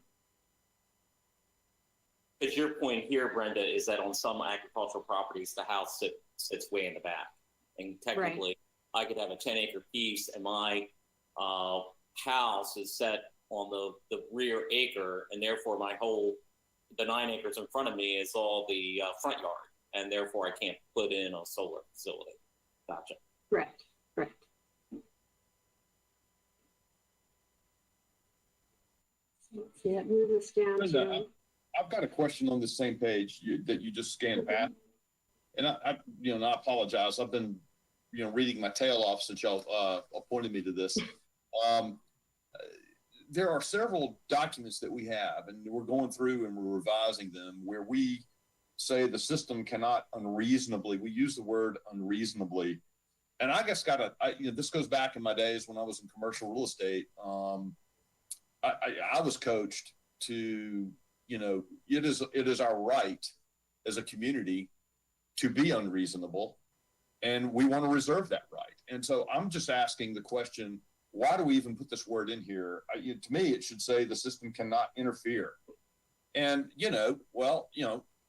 if someone says something is reasonable and we disagree with what's reasonable, I don't want to argue about that. It's just, it is what it is. And so I just want to say out loud, I've seen this word, not just in this document. I've seen it's twice in this document, I believe. And I've seen it elsewhere in other documents. So I know we use the word. I just want to say out loud that was one of the things I was coached on by our attorney, concerning signage. Well, don't unreasonably withhold, your approval of my signage, right? Well, it is our right to be unreasonable. So that's an odd way to look at it. And I don't mean it's not a soapbox. I just wanted to raise the question, do we want to remove that word when we're going through these documents? Because again, it's in here twice at least. I guess I'll have a comment on that as someone who deals in the commercial arena as well. Unreasonable or reasonable is in the eye of the beholder, right? But you see that a lot in the commercial world, and you find out whether you're being reasonable or unreasonable when you go to court. I think it's perfectly valid for people to have concerns and all that, but I do think reasonable comes into play. I don't really have a problem with the term, reasonable or unreasonable. And I mean, I see that very commonly in commercial agreements. And most people have a sense of what that might mean. And if you get into an argument about it, you go to court and the judge will tell you whether you're being reasonable or unreasonable. Jim, I don't know if you have anything to add to that, because I'm not an attorney. I just deal with a lot of contracts a lot of times. Yeah, and I'll just, Jim, and I'll just, again, this isn't an axe to grind. Dan, and I appreciate your comments. Again, it just seems to me, why would I want to go to court? You know, just, you know, it is, you know, we say the system cannot interfere with the view. And you know, don't leave it to interpretation as to whether or not it's reasonable or unreasonable. Just say it's not going to interfere. And then, you know, I get what you're saying. I totally get it. I just thought I'd bring it up. Yeah, but if you, like, for instance, interfere with the view, like, you know, that becomes a standpoint. Okay, so if it, you know, there's always degrees in nature of what something interferes with. So I just, you know, there is some subjective nature to this. Jim, what is your take on the whole reasonable versus unreasonable? And mostly the words unreasonable and reasonable come from case law. And that's sort of, it works its way into statute just as a sort of guardrail for the enforcement agencies to kind of know what they're basing their decisions off of, if that makes sense, that they kind of have a guideline saying, you know, we need to see if this thing is unreasonable. And it's something that it's a prism for them to look through, the enforcement agency, as reasonable or unreasonable. But Dan, as you said, you're absolutely right. It's ultimately a judge that will determine the reasonableness or the unreasonableness of whatever the issue may be. And the judge will look not only at past case law, but the statute and sort of the facts on the ground. So I do think that having reasonable or unreasonable in the statute is helpful from an enforcement standpoint. But I understand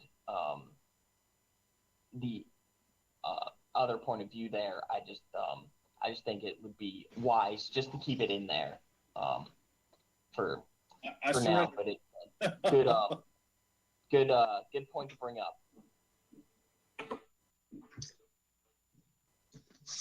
So I'll jump in here. I doing a good bit of commercial too. I agree with Dan and Jim.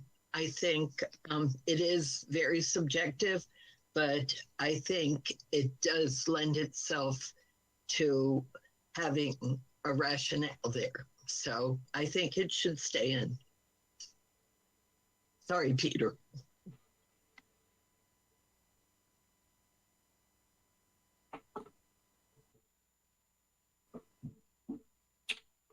Okay, shall I continue then?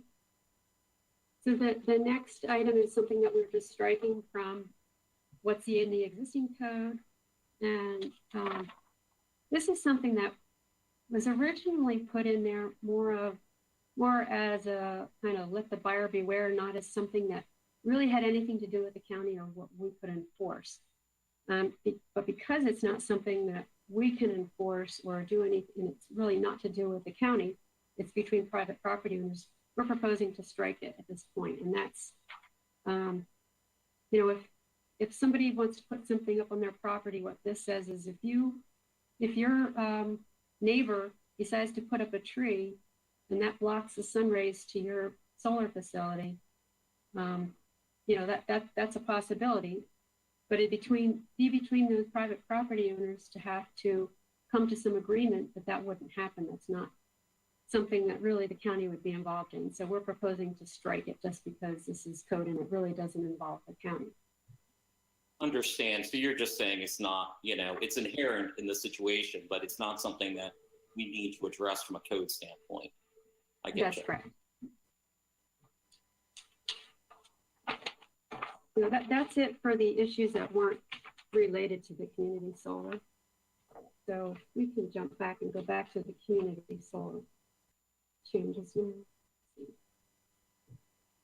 So of course, if you go back to the first page, we are adding community solar as a principal permitted use under the agricultural district if we move forward with this. Hey, Brenda, if I could chime in here for just one quick second on that last item you talked about, whether or not a neighbor can plant a tree or what have you. So if we don't do it and can't enforce that, then where does it go? Who makes that? Who would be the one that they would go to resolve the issue, if not the county? If you're striking that. Court? Right. Yes. Even if we didn't strike it, that would be the same case. They would have to go to court to address the issue between themselves if they can't resolve it mutually. Yeah, Steve, I don't think if Commissioner Wance, I don't think, like, for instance, if I own the property next door and I decided to plant trees that were all on my property and they were growing up and kind of interfering with the neighboring solar array, you know, I'm not a judge or attorney, but having dealt a lot with, I don't know that there's much the person who owns a solar array can do. You know, so, but, you know, that's not really something that we should get involved in as a county. So Jim, you comment away, but I think that would end up going to court if there was some kind of dispute between property owners on a scenario like that. Correct me if I'm wrong, Jim. No, you're right. It would be court would be the avenue for the property owner with the solar arrays to go to, and there are various theories that they would be able to sue on with trespass or nuisance. There are several things they'll be able to sue their neighbor for, but that should be sort of between neighbors and a decision for a judge. I don't think we want the county to really get involved in those types of disputes. Yeah, trust me, I'm good with that. I don't want the county involved. It was more of a curious question as to what their next steps would be. But yeah, removing the county out of that little issue, there's my motion second, and all in favor say aye thing right there. So, okay, thanks. Okay, so moving on, we are on to. Hey, Brenda. Brenda, Yes. you know what? I don't mean to interrupt you, Brenda, but I just want to make sure, because this is something I've heard some feedback on. What Brenda just indicated to you, and we passed right. We're proposing a principal permitted use in the agricultural zone. I want to make sure that everybody's clear on that. That was that one little line that Brenda had right there, and I know I've gotten feedback on that. So. I Yeah, was, but while it's principal permitted, you're further restricting it by the limitations you're setting forth. So it's not like it's open season in the ag zone for solar. Absolutely. So I think as long as we're clear with how we define it, and the limitations and the way it's written as far as planning commission,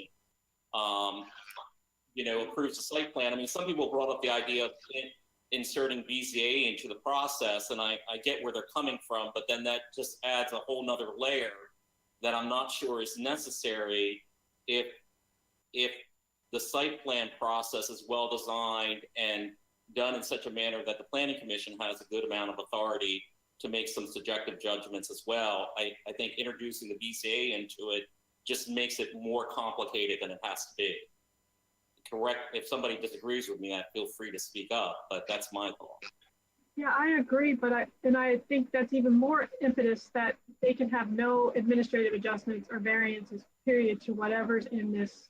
That if we're not going to allow it to go to the BZA, or not allow it, I'm sorry, it's a principle permitted, then there should be no adjustments to what we're saying. I guess staying on this thread, I'd like to ask, you know, staff, Brenda, Tom, whoever, Linda, when we say in that overview that you sent to us that what did you say? common concerns, what common concerns have been voiced to you as you considered the drafting of this? What was voiced, or what have you heard? Well, before we even took it out and got feedback from other groups, we actually did some research to see what kind of concerns were raised in other communities when facilities were proposed to be developed. So, you know, the biggest concerns were, of course, aesthetics and, you know, how it looked. I mean, of course, there's some, you know, the agricultural community also had issues with taking land out of agricultural production. But I'd say the biggest concern was the aesthetic of it. So when we put together proposals, we tried to balance, like I mentioned this the first time when we presented it, we tried to, you know, address these things and put conditions in. So as a principal use, we're trying to put all the conditions in up front and they would be imposed on all of the facilities, rather than, you know, if it went to the BZA, then there could potentially be just conditions in certain areas that they imposed on a case-by-case basis. So one of our reasonings for the principal permitted use was, you know, other than streamlining the process, was to make these conditions apply to every one of these facilities. So the co-location issue was to help address some of the, you know, taking it out of agricultural use, the landscape buffer that will, you know, all of this stuff is stuff that we'll talk about, but the landscape buffer was to help address the aesthetic issue, and even the co-location helps address the aesthetic issue. And then, you know, of course, abandonment and decommissioning might have been another thing that of course was a common community concern, and we have that addressed in here as well.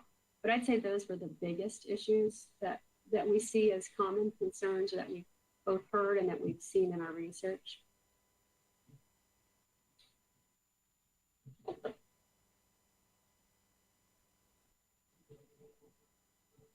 Okay, so we're adding an entire section. We have a section specifically for accessory uses.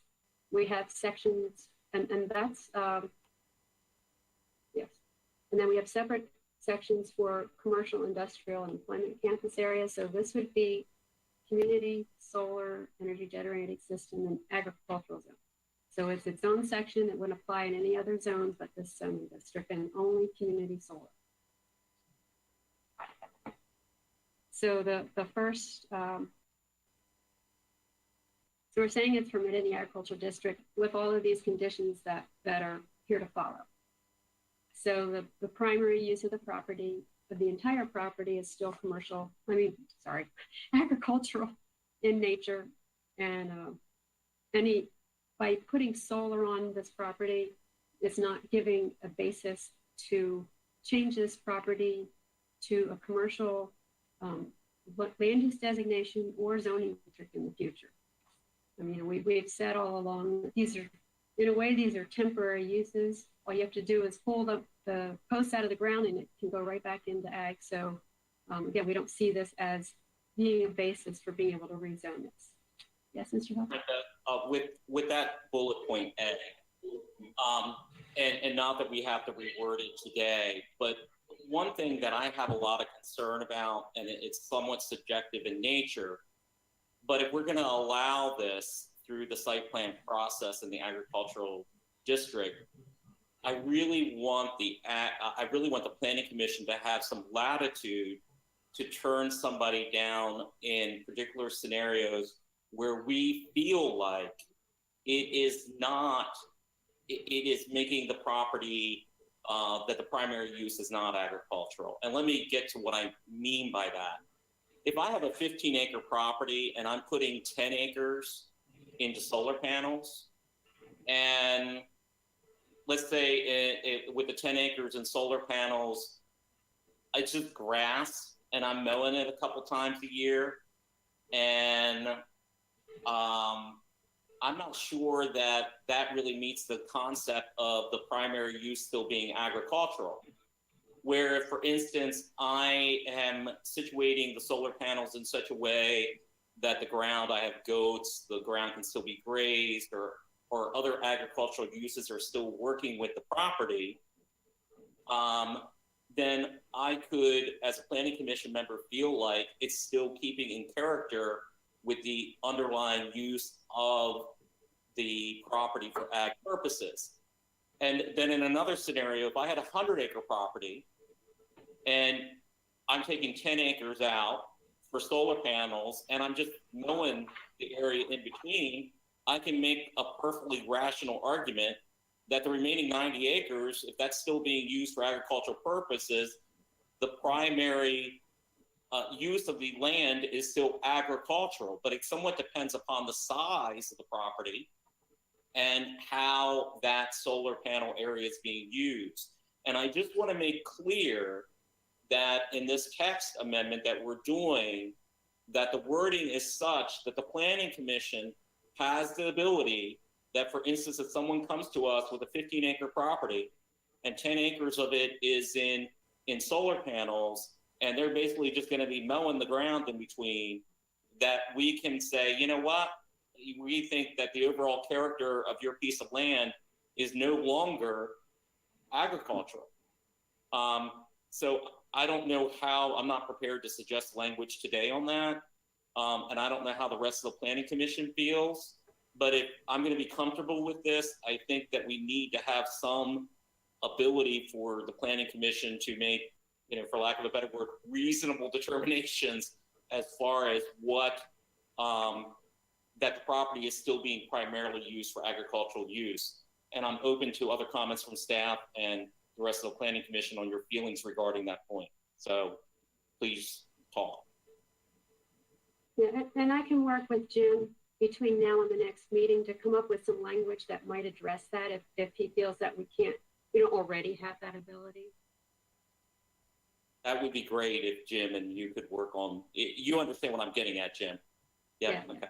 And then the other thing is, you know, we are requiring them to either, with the co-location requirements, to either obtain the Maryland, you know, solar pollinator friendly solar designation, or to have actually agricultural uses underneath, either, you know, grazing or some kind of, you know, small crops or whatever it is, so that it does sort of remain an agricultural use. And even if it's the pollinator species, that supports agriculture, because we do have an issue with needing to maintain pollinator species for crops. So with that requirement, hopefully it would still be in some type of agricultural use, even with the solar on it. That's a good point, Brenda. I just want to make sure that language is as strong as possible, because I could imagine a situation where someone brings us a project that we might be uncomfortable with depending upon how it's proposed.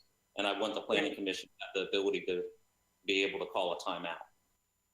Yeah, I'll work with Jim on that. Am I wrong in saying that last week, you know, we asked the question, you know, what does a 2 megawatt solar field look like? And someone responded with that, you know, we can generate, I believe it was 1 megawatts per 5 acres. Is that about right? Yeah, typically it takes about 5 acres of panels to generate 1 megawatt of energy. So we're talking about 10 acres max here for. Well, I would say, I don't know about max. So that it'd be 10 acres of panels to get 2 megawatts. It would probably be a little bit more land once you put in the other infrastructure, like the access road and the inverter, you know, the other infrastructure. And then of course, we'll also need land beyond those panels for the solar, for the landscape buffer. And so it would take a little bit more land than just the panels. So, well, also, Brenda, depending on how you want to use the land underneath, you could have it spread farther apart too. Right. So I could see certain scenarios where instead of, you know, I might spread out the solar panels more because of the other use I want to use in conjunction with it. Correct me if I'm wrong, Brenda, but that is true, yes. Per acre. I know you have a limit of 20 acres, I think, in here, which makes sense. But, you know, I could see somebody having a desirability to spread it out. I've watched a couple of videos that I've seen where some of them are spread out more because of what they're doing in between the solar panels. Right, especially with the specialty crops where they need a little bit more sun access on those crops. Yes. But yeah, so it's about, I would say, they found that it's more like 8 acres per megawatt if you include other infrastructure to go along with it. But it's 5 acres of panels.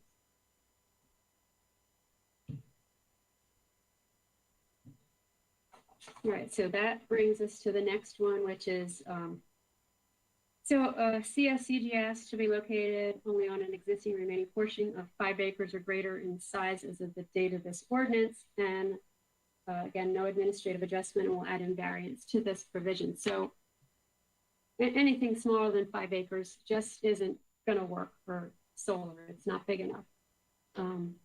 So as Tom mentioned earlier, the remaining portions are what the commissioners asked us to look at. So we're moving from 5 and above. Yes, Mr. Huff. My one thought is, I'm not sure, I agree with the decision that was made early on to make it any remainder of any size, because originally we're limiting it between 5 and 20, and I think that was a wise idea. But I come back to the thought process, and it's not something I want to make a decision on today, but just other input that maybe we'll gather, is I'm kind of thinking to myself, 5 is too small. Like, why are we setting the limit at 5? Maybe it should be 10, maybe it should be 15. I don't know, but I'm kind of wondering why we are saying 5 acres or less, because I don't see how you can put a solar array on a 5 acre piece in ag and still make the primary use ag, or that it would make any sense. Am I wrong about that? Feedback, comments on that? Right. Yeah, you're not wrong about that. I guess what happens here is if you leave it that way, it's going to be self-sorting. If nobody's interested in a property that's only 5 acres, they're just not going to use it. But the reason that the proposal changed from 5 to 20 to anything over 5 was because a significant part of the reasoning of that was the easement issue. So if, one of the things the commissioners really wanted to see was to have easement put on the property here. And if the property was just a small property, then there's no land remaining to put an easement on, and there's no flexibility. And then, so the entire property is solar with no easement option available there. The other part of that was originally the proposal was to put the easement on the property after the solar was removed. So in effect, wasn't really giving us what we were looking for in requiring an easement. So by expanding it to anything, any size over 5 acres, it gave the ability to put 20 acres out of a 100-acre parcel into solar and then have, 80 acres under easement. So that was one of the primary reasons for making that change. No, I totally get the upward adjustment. What I'm saying is that I think that we should consider, just because the 5 just doesn't feel right, I think that we should, and I don't have a number to throw out to you today because it's not an informed number, but I'm kind of thinking that maybe we should be saying something like 10 or greater or whatever. I'm open to ideas from staff or from the community or fellow members on that, but I just kind of feel like it's kind of silly to say 5 plus. I think it should be a higher number than that. That's my gut. But I don't have an answer for you today. Just something that we can think about and consider as a collective and maybe look at. I just think the 5 is too small of a number. Did anybody else have thoughts on making that change, or shall I leave it for now?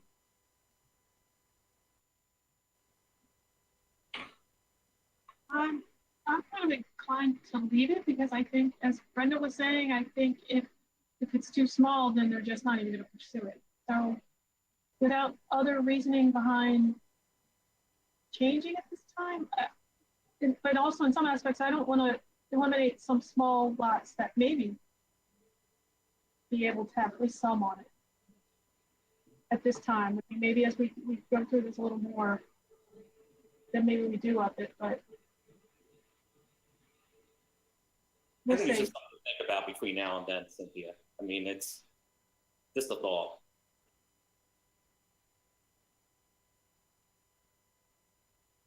Okay.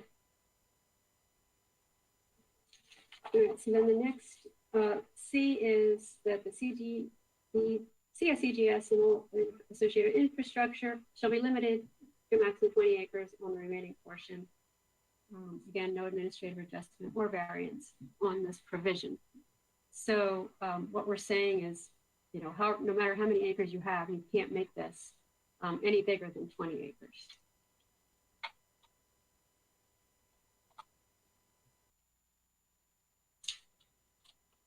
Okay, so then we go to D, which is the issue of the easement that I had just mentioned. And again, so what happens here is we would be requiring whatever is left on that remaining portion after the solar facility is installed would be put under a permanent easement. Of course, the maximum area that could be used for the solar, as it says in C, would be 20 acres. So anything after that would be put into easement. Yes, Dan? 2 questions about that. Number one, we're saying a permanent easement. If it's a permanent easement, once the solar panels come out, is the land that's underneath the solar panels going to be subject to that permanent easement is my first question.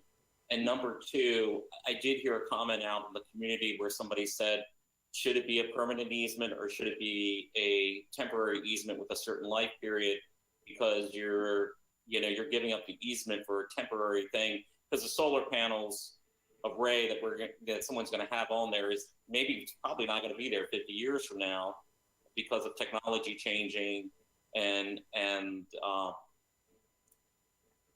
so I guess those are my 2 questions. Is the permanent easement going to bind the land underneath the solar panels when those solar panels come up? Number 1.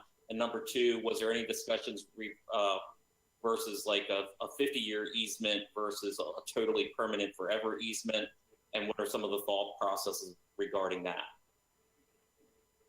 Well, under the current proposal, it would not have the easement extended to the area that the solar would be occupying after the solar is removed. So, I mean, that's something that could be changed, but that's not the way it's currently proposed.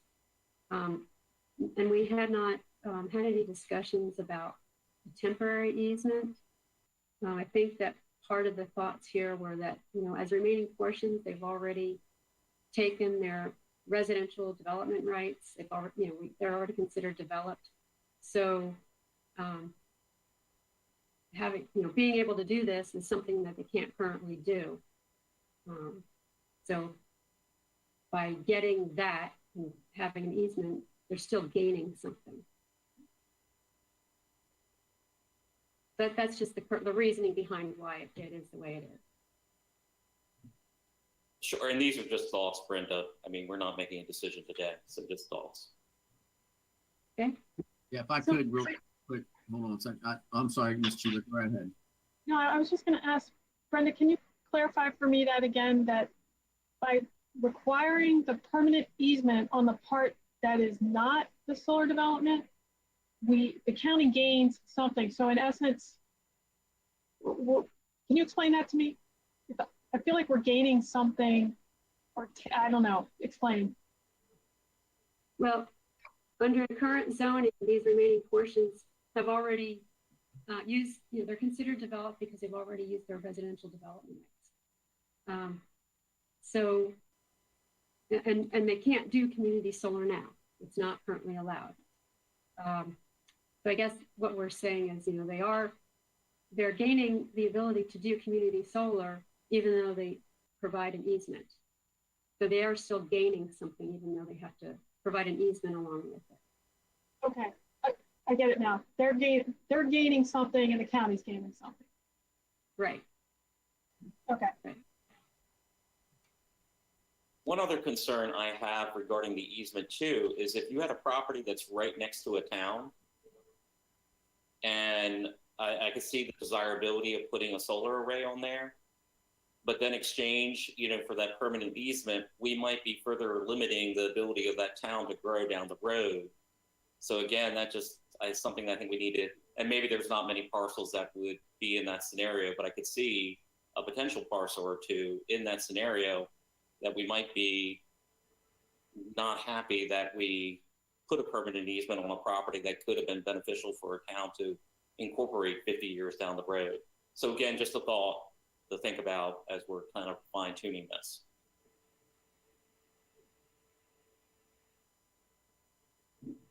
Okay.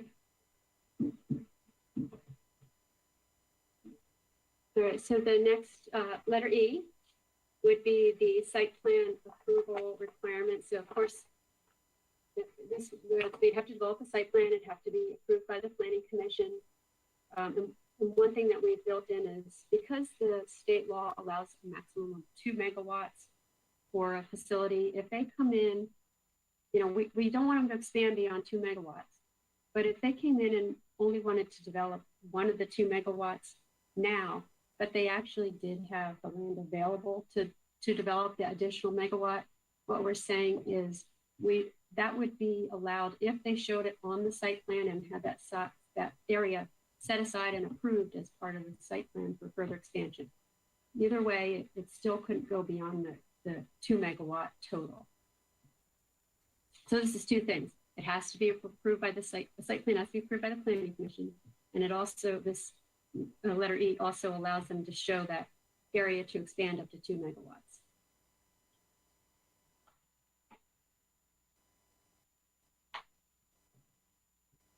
Okay, letter F, no topsoil or productive agricultural land shall be removed from the site for installation of the facility. So what we're saying is if you're going to move around the topsoil, you can't take it off the property. You have to use it for the landscaping plan, which, you know, might include berms and similar features to blend it in with the landscape. So if the facility is pulled out in the future, that soil can go back across the site again when it's, well, actually there'd probably be trees on it. But it wouldn't be removed from the site. That's what this point is saying. Right, letter G, environmental resources, no forests.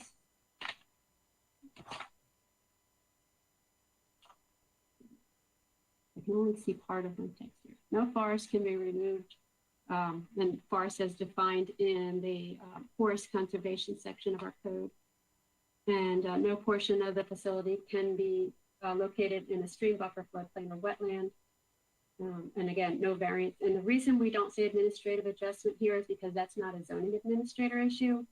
That's an environmental code issue. And in those codes, it actually uses the word variance. And the variance isn't to the BZA or the zoning administrator. It's to you know, our designated person to make those decisions. So we move to F, and we've got the co-location issue. So this is the section where we're requiring the site to be designated and maintained as either a pollinator-friendly site under Maryland's Solar Generation Facilities Pollinator-Friendly Designation Program, which is an actual program administered by Maryland Department of Natural Resources, and they have requirements and guidelines for what, you know, has to be done on that site and maintained, or they can plant it, manage it, or maintain it in a manner that would allow grazing of animals, apiaries, or crops. When we say crops, you know, we're not talking about like corn crops that they have to take tractors through, but it could be, as we were talking about earlier, like these high-value crops or specialty crops where, you know, they take a little bit more care, but could still be grown in that area. And then the last portion of this co-location thing is one of the concerns was for noxious invasive species, noxious weeds and invasive species that could be, that might grow either because it's in grazing or even through the pollinator-friendly designation. And so what this does is say that the property owner is responsible for making sure that that doesn't become an issue and doesn't spread to other farmland. And one thing I do want to say is it says the property owner is responsible, but that is something that could be put in the lease that the property owner has with the solar developer, that the solar developer would actually wind up being the one responsible, but ultimately it's the property owner's responsible to put that in their agreement. So they're the one responsible kind of to start. Brenda, what kind of teeth does, because I could see that being a problem where you had someone who wasn't properly maintaining. what kind of teeth does the county have in a situation? Do we need to create more teeth in our provision right here as far as saying how often, if it's just being mowed, how often it needs to be mowed, or do we keep it very broad? And does the county otherwise have teeth to enforce if we have a property that's not doing a good job of controlling the noxious weed and invasive plants? Can you give some feedback on that?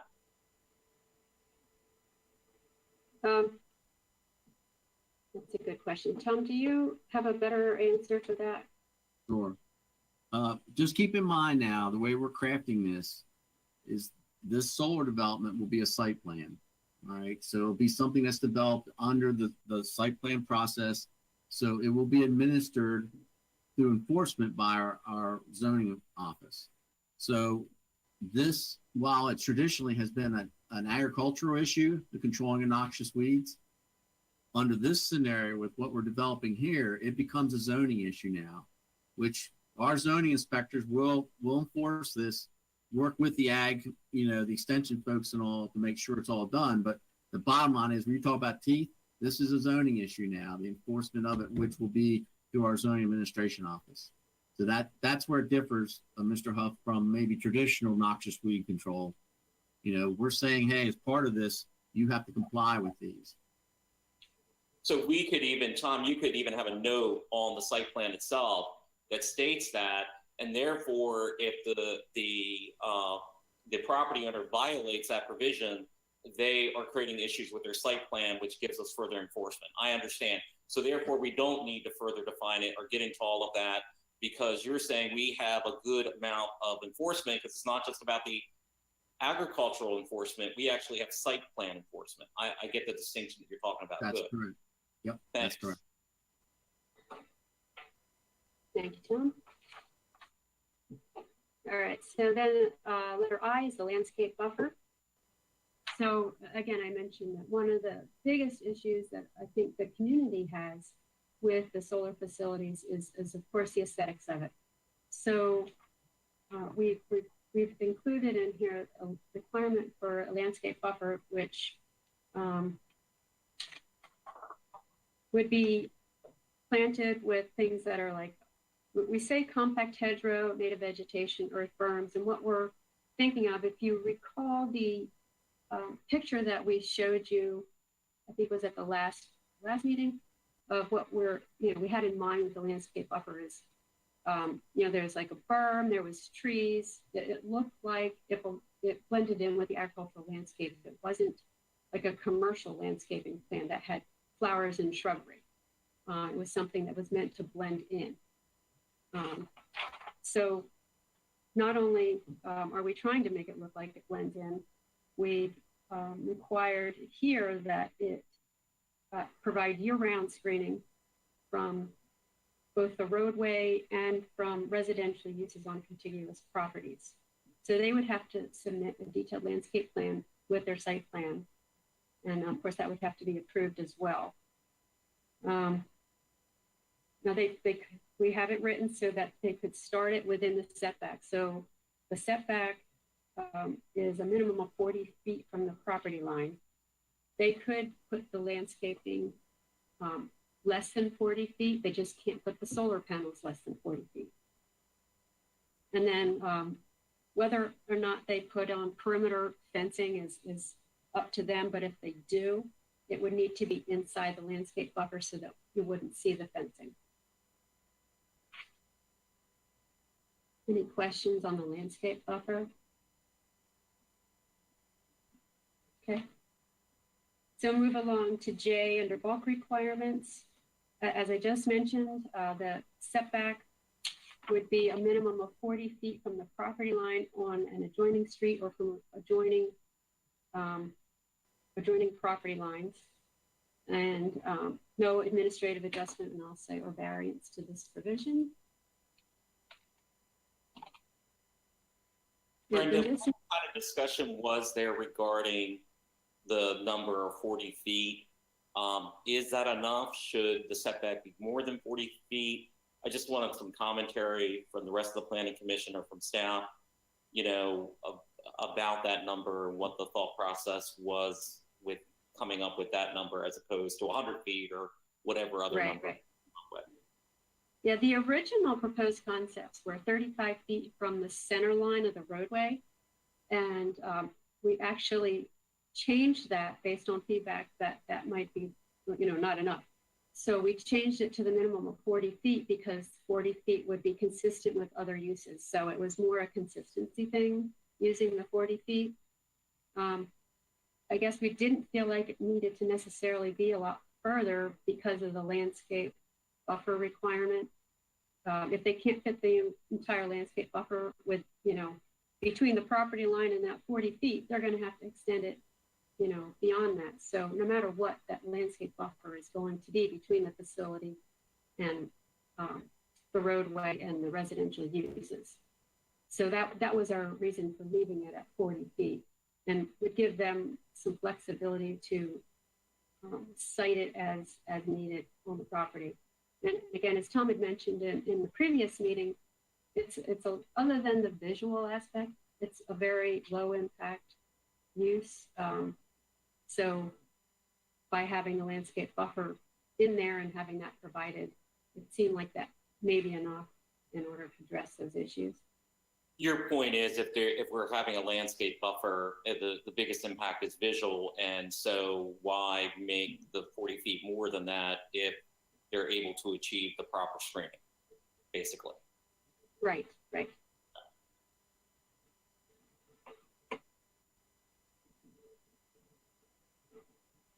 K is height limits.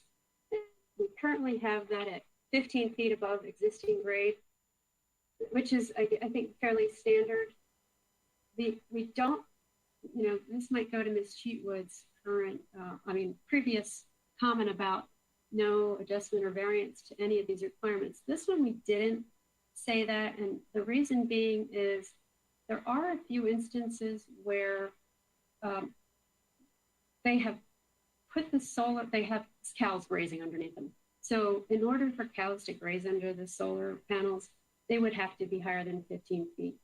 And so we didn't put that on here just so that if that was an issue, when they came to the planning commission, they could potentially have it higher if that's what they were planning to do, is graze cattle underneath.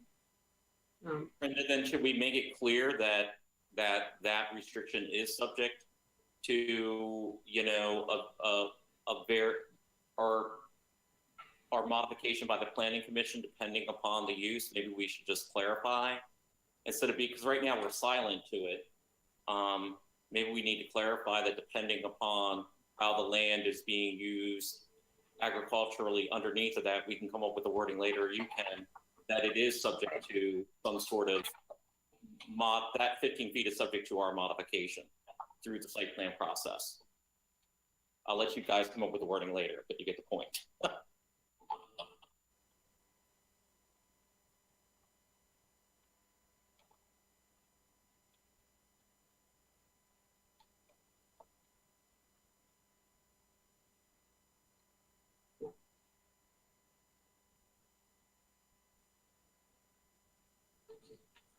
Okay, letter L is project infrastructure and utilities. And essentially what this is saying is that anything that can be put underground should be. It's not requiring everything to be underground because there are a number of things that the solar developer won't have any control over because it's controlled by the utility company. And I think it's pretty standard practice for them to put everything underground that they can anyway. This just kind of puts it down in writing. And then the last section requirement here under M is the abandonment and decommissioning. Of course, that's another common concern is, making sure that once the solar facility has lived its useful life, that it's not just abandoned and left there. So a decommissioning plan is pretty standard practice for that's developed along with, the site plan and is put in place so that when it's done its useful life, there's a plan and money available to make sure that it is removed. So not only does this require it to be removed, for the soil and vegetation to be restored, It also requires that a public works agreement be entered into with the county and money put aside so that if it isn't done by whoever's supposed to be pulling it out, that the county has the money through the public works agreement to go in and do it. Of course, if they do it themselves, then the money would get returned to them at that point. Any questions on the abandonment decommissioning? I was thrilled to see that provision in there because that we definitely need that in there. So I'm glad that that's in there. And that's the end of the proposed text. Do you have any other questions about any of this or about community solar facilities?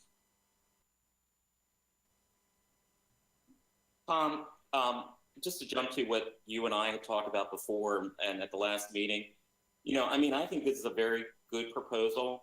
I'm a little bit concerned that some people in the ag community seem to be very concerned about it.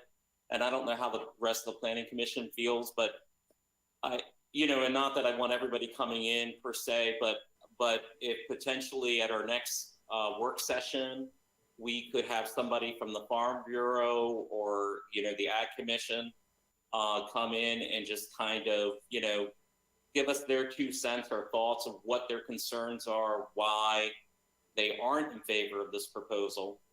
That might be beneficial, you know, just to kind of hear them out and kind of fully explore the process. And maybe additionally hearing from somebody from the solar industry or someone from the farming community that does think this is a good idea. I just kind of want to, you know, before we pass this back to the county commissioners, you know, I think there's some little refinements that we want to do, but I kind of want to hear from the horse's mouth, so to speak, why some in the farm community are objectionable to this and get a better sense of that. I don't know whether the rest of the planning commission feels the same way. Please speak up. And I can tell you the primary concern that I heard as we talked to the Farm Bureau, the Ag Commission, the Ag Advisory Board, the Soil Conservation District, the primary concern that we heard was, of course, taking land out of agricultural production. And at the time that we went to them, you know, the proposal was still the 5 to 20 acres. And even though they were small parcels, there are a number of farmers who lease land from people who have some of these smaller parcels. And again, they just felt like there'd be less land available to them for productive agricultural use. And I'd say that was the primary concern, but not to say I won't ask somebody to come to talk to you, but I'd say that is the main reason that they were objecting to this proposal. Yeah, I'll say out loud, I'm generally in favor of what we're trying to do. My primary concern is the decommissioning. I work with public utilities and have done that in the past on their nuclear decommissioning trusts. And I can tell you that, I mean, those are very complex. Those are much more, the assets that are set aside there are much more substantial, I would imagine, than this. The issue here, I think, is, you know, with a nuclear plant, you're dealing with a fixed asset in one location. In this instance, we're dealing with a company that has solar panels, I would imagine, in numerous jurisdictions, you know, and what happens if there's a demise to that company? What happens? How are assets appropriated across jurisdictions? And how do we make sure that the bond or whatever asset they have put up is sufficient for the decommissioning of these assets in our county? And how do we get in line for those assets if they're all commingled across other jurisdictions? You know, again, I'm just raising the question. It's not a hurdle that can't be overcome, but I'm in favor of this.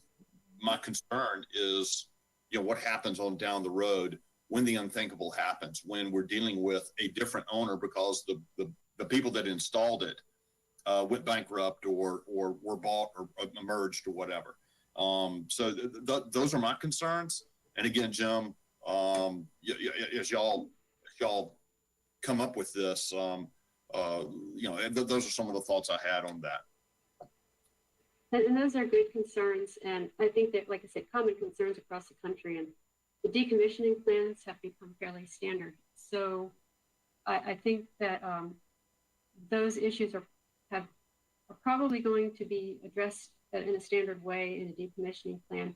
And the money that would be required, I think, is the biggest question here. And the amount so we would be holding money, they'd have to provide the money up front for that decommissioning in the future. The real question is ensuring that that's enough to address what would need to be done if the company folded or something happened. But in the public works arena, correct me if I'm wrong, Tom, you all can do a good job of making sure there is plenty of money available for this. I mean, because the county has had to step in at times when a developer hasn't done something they were supposed to do, but you have a public works agreement and you have a bond. So correct me if I'm wrong, that should not be a problem, correct, Tom? That's correct, Mr. Huff. I mean, we do this basically with every development. We do some type of surety or bonding to make sure that work gets completed. And we have in the past had to collect on those bonds and do the work by ourselves. I mean, that's quite unusual because obviously people don't want to default because that's bad on them, from a credibility standpoint. So normally we get things worked out. But yeah, we have just about everything that you all approve here ultimately in most cases get some type of bond or surety attached to it as we move into the future. That includes quarries. And any of you that have participated in the past, I'm not sure any of you have, but we could get pretty substantial bonds and assurances with the quarry operations. So I look at this solar being somewhere between the quarry operations, which are like the high end items that we deal with, and the smaller, say like 7-Elevens or rural farms that we take bonds for road improvements or items like that. So yes, we certainly will make sure that we are adequately covered with this whole process of decommissioning. May I interrupt? I just wanted to remind everyone, Cynthia Cheatwood dropped off at 11:25. Laura, if you can make note of that in the minutes, and we no longer have a quorum. So now may be a good time, Brenda, if you've gone through everything, if Dan, I don't know how you want to wrap up or conclude the meeting. Well, I guess the only we can wrap up. The only thing I wanted to get a sense of is, does the rest of the commission, and maybe we can't make this determination right now, as the rest of the commission isn't here. We have a large portion that's not here. At a future, work session meeting, does the commission feel like it would be beneficial to have some of the people that I suggested come in? We can delay that decision until our next meeting. Does anyone have any thoughts on that for the few people that are left here?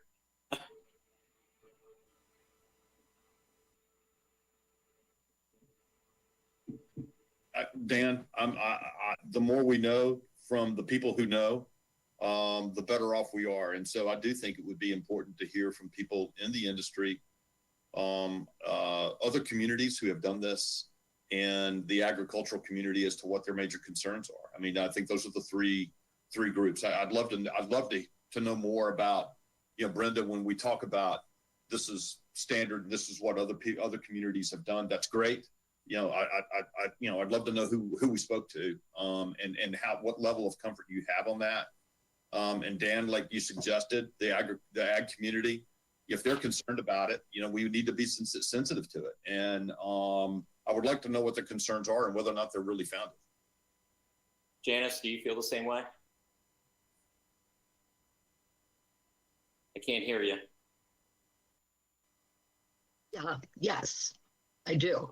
And I haven't really heard anything from anybody yet, but I do think, so Brenda said that they had spoken with the Farm Bureau and some of the other groups. So if maybe we don't need them to come in, maybe if we can just get some explanation of what they all said would suffice.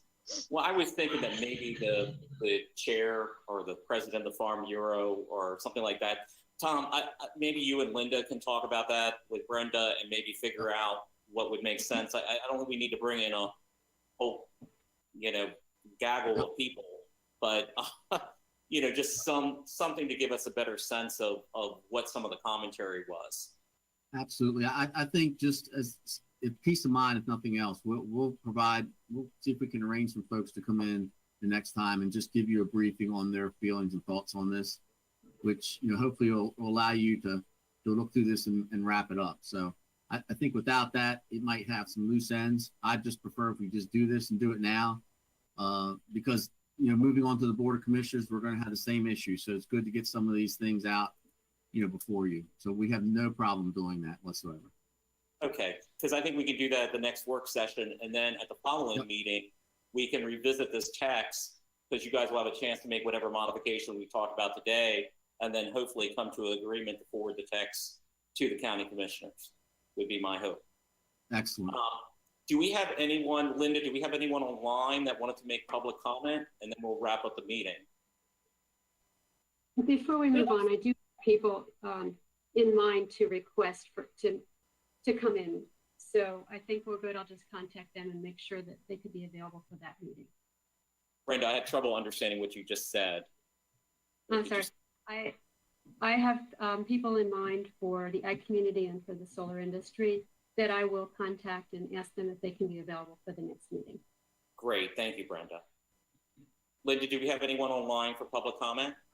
There's a caller number 2 on the line, so I'm not sure if they're for this item or just general public comment. So if caller number 2 has any comments they'd like to, yes, caller number 2, if you can state your name for the record. Sure. Hi, my name is Michael Borkowski. I'm with Community Power Group. We are currently representing a couple landowners in Carroll County that have land designated by the county as all the maps that they put together and everything like that. So we are hopeful to be in front of the board with projects in the not so distant future. And so two quick comments. One, we'd love to participate in providing some thoughts and feedback. We're a Maryland-based company. We've done projects all over Maryland as well as other states. And so again, please include us in that. The other thing I would really like to emphasize is community solar has 2 components to it. And it is written in the law in 2 different ways. It has one component that is focused on residential customers. And there is a very specific laws around residential customers. The other component within the same 7-306 is for the agricultural community, nonprofits, and governments. The way this text is written, the community solar can only go to benefit residents, and governments, the ag industry, and nonprofits will not be able to get the discounted power and benefits of renewable energy. It's all the same 2 megawatt facilities. It's all the same exact size stuff. You just need the text that you have really just needs to include meter aggregation under COMAR 20-50-10-07, which is underneath the same 7-306. And this way, the ag community, the farmers, the milk producers, they can all participate in community solar as well. And we'd be happy to go through that in detail with you. You don't need to change anything within your text amendment, just in the CS-EGS definition, in addition to COMAR 20-62, which is the residential side, you need to add COMAR 20-50-10-07. That's it. Everything else stays the same. And then governments, nonprofits, and the ag industry can participate in community solar as well. Thank you, sir. Do us a favor, and you can send your detailed comments to us via email. Linda can give you that email. If you had any technical changes or suggestions that you're suggesting, I would encourage you to do that. Okay? We sure will. And Linda, do we have any other callers, or is that it? It looks like there's one other caller on the line. If you could identify yourself, state your name for the record, please. Yes, this is John Forgash with Soul Harvest Energy. How you doing? Can you hear me? Yes, we can. You got 3 minutes, sir. Okay, great. Hopefully I don't need that much time, but again, just appreciate this process and the discussion as it relates to community solar projects in the county, and I've been corresponding back and forth with Brenda over the course of the past few months to try to incorporate some lessons learned regarding development of these projects in other counties around the state as well.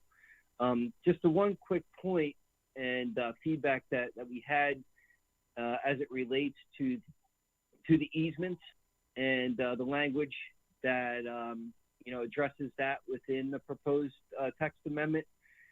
Just caution, to be very specific about those easements and to really include that language and that concept, as it just may further prohibit some of the larger parcels from wanting to get involved with these types of projects, just based on the fact that if you do have a larger parcel, which was commented earlier, that may make it possible to continue to farm, or to at least prove that there's an agricultural that there's an agricultural type of connection with this project as well, that by placing some sort of additional constraint or encumbrance, such as an easement on the remaining portion of the property outside of that being used for the community solar project, could turn off some landowners and make it more difficult for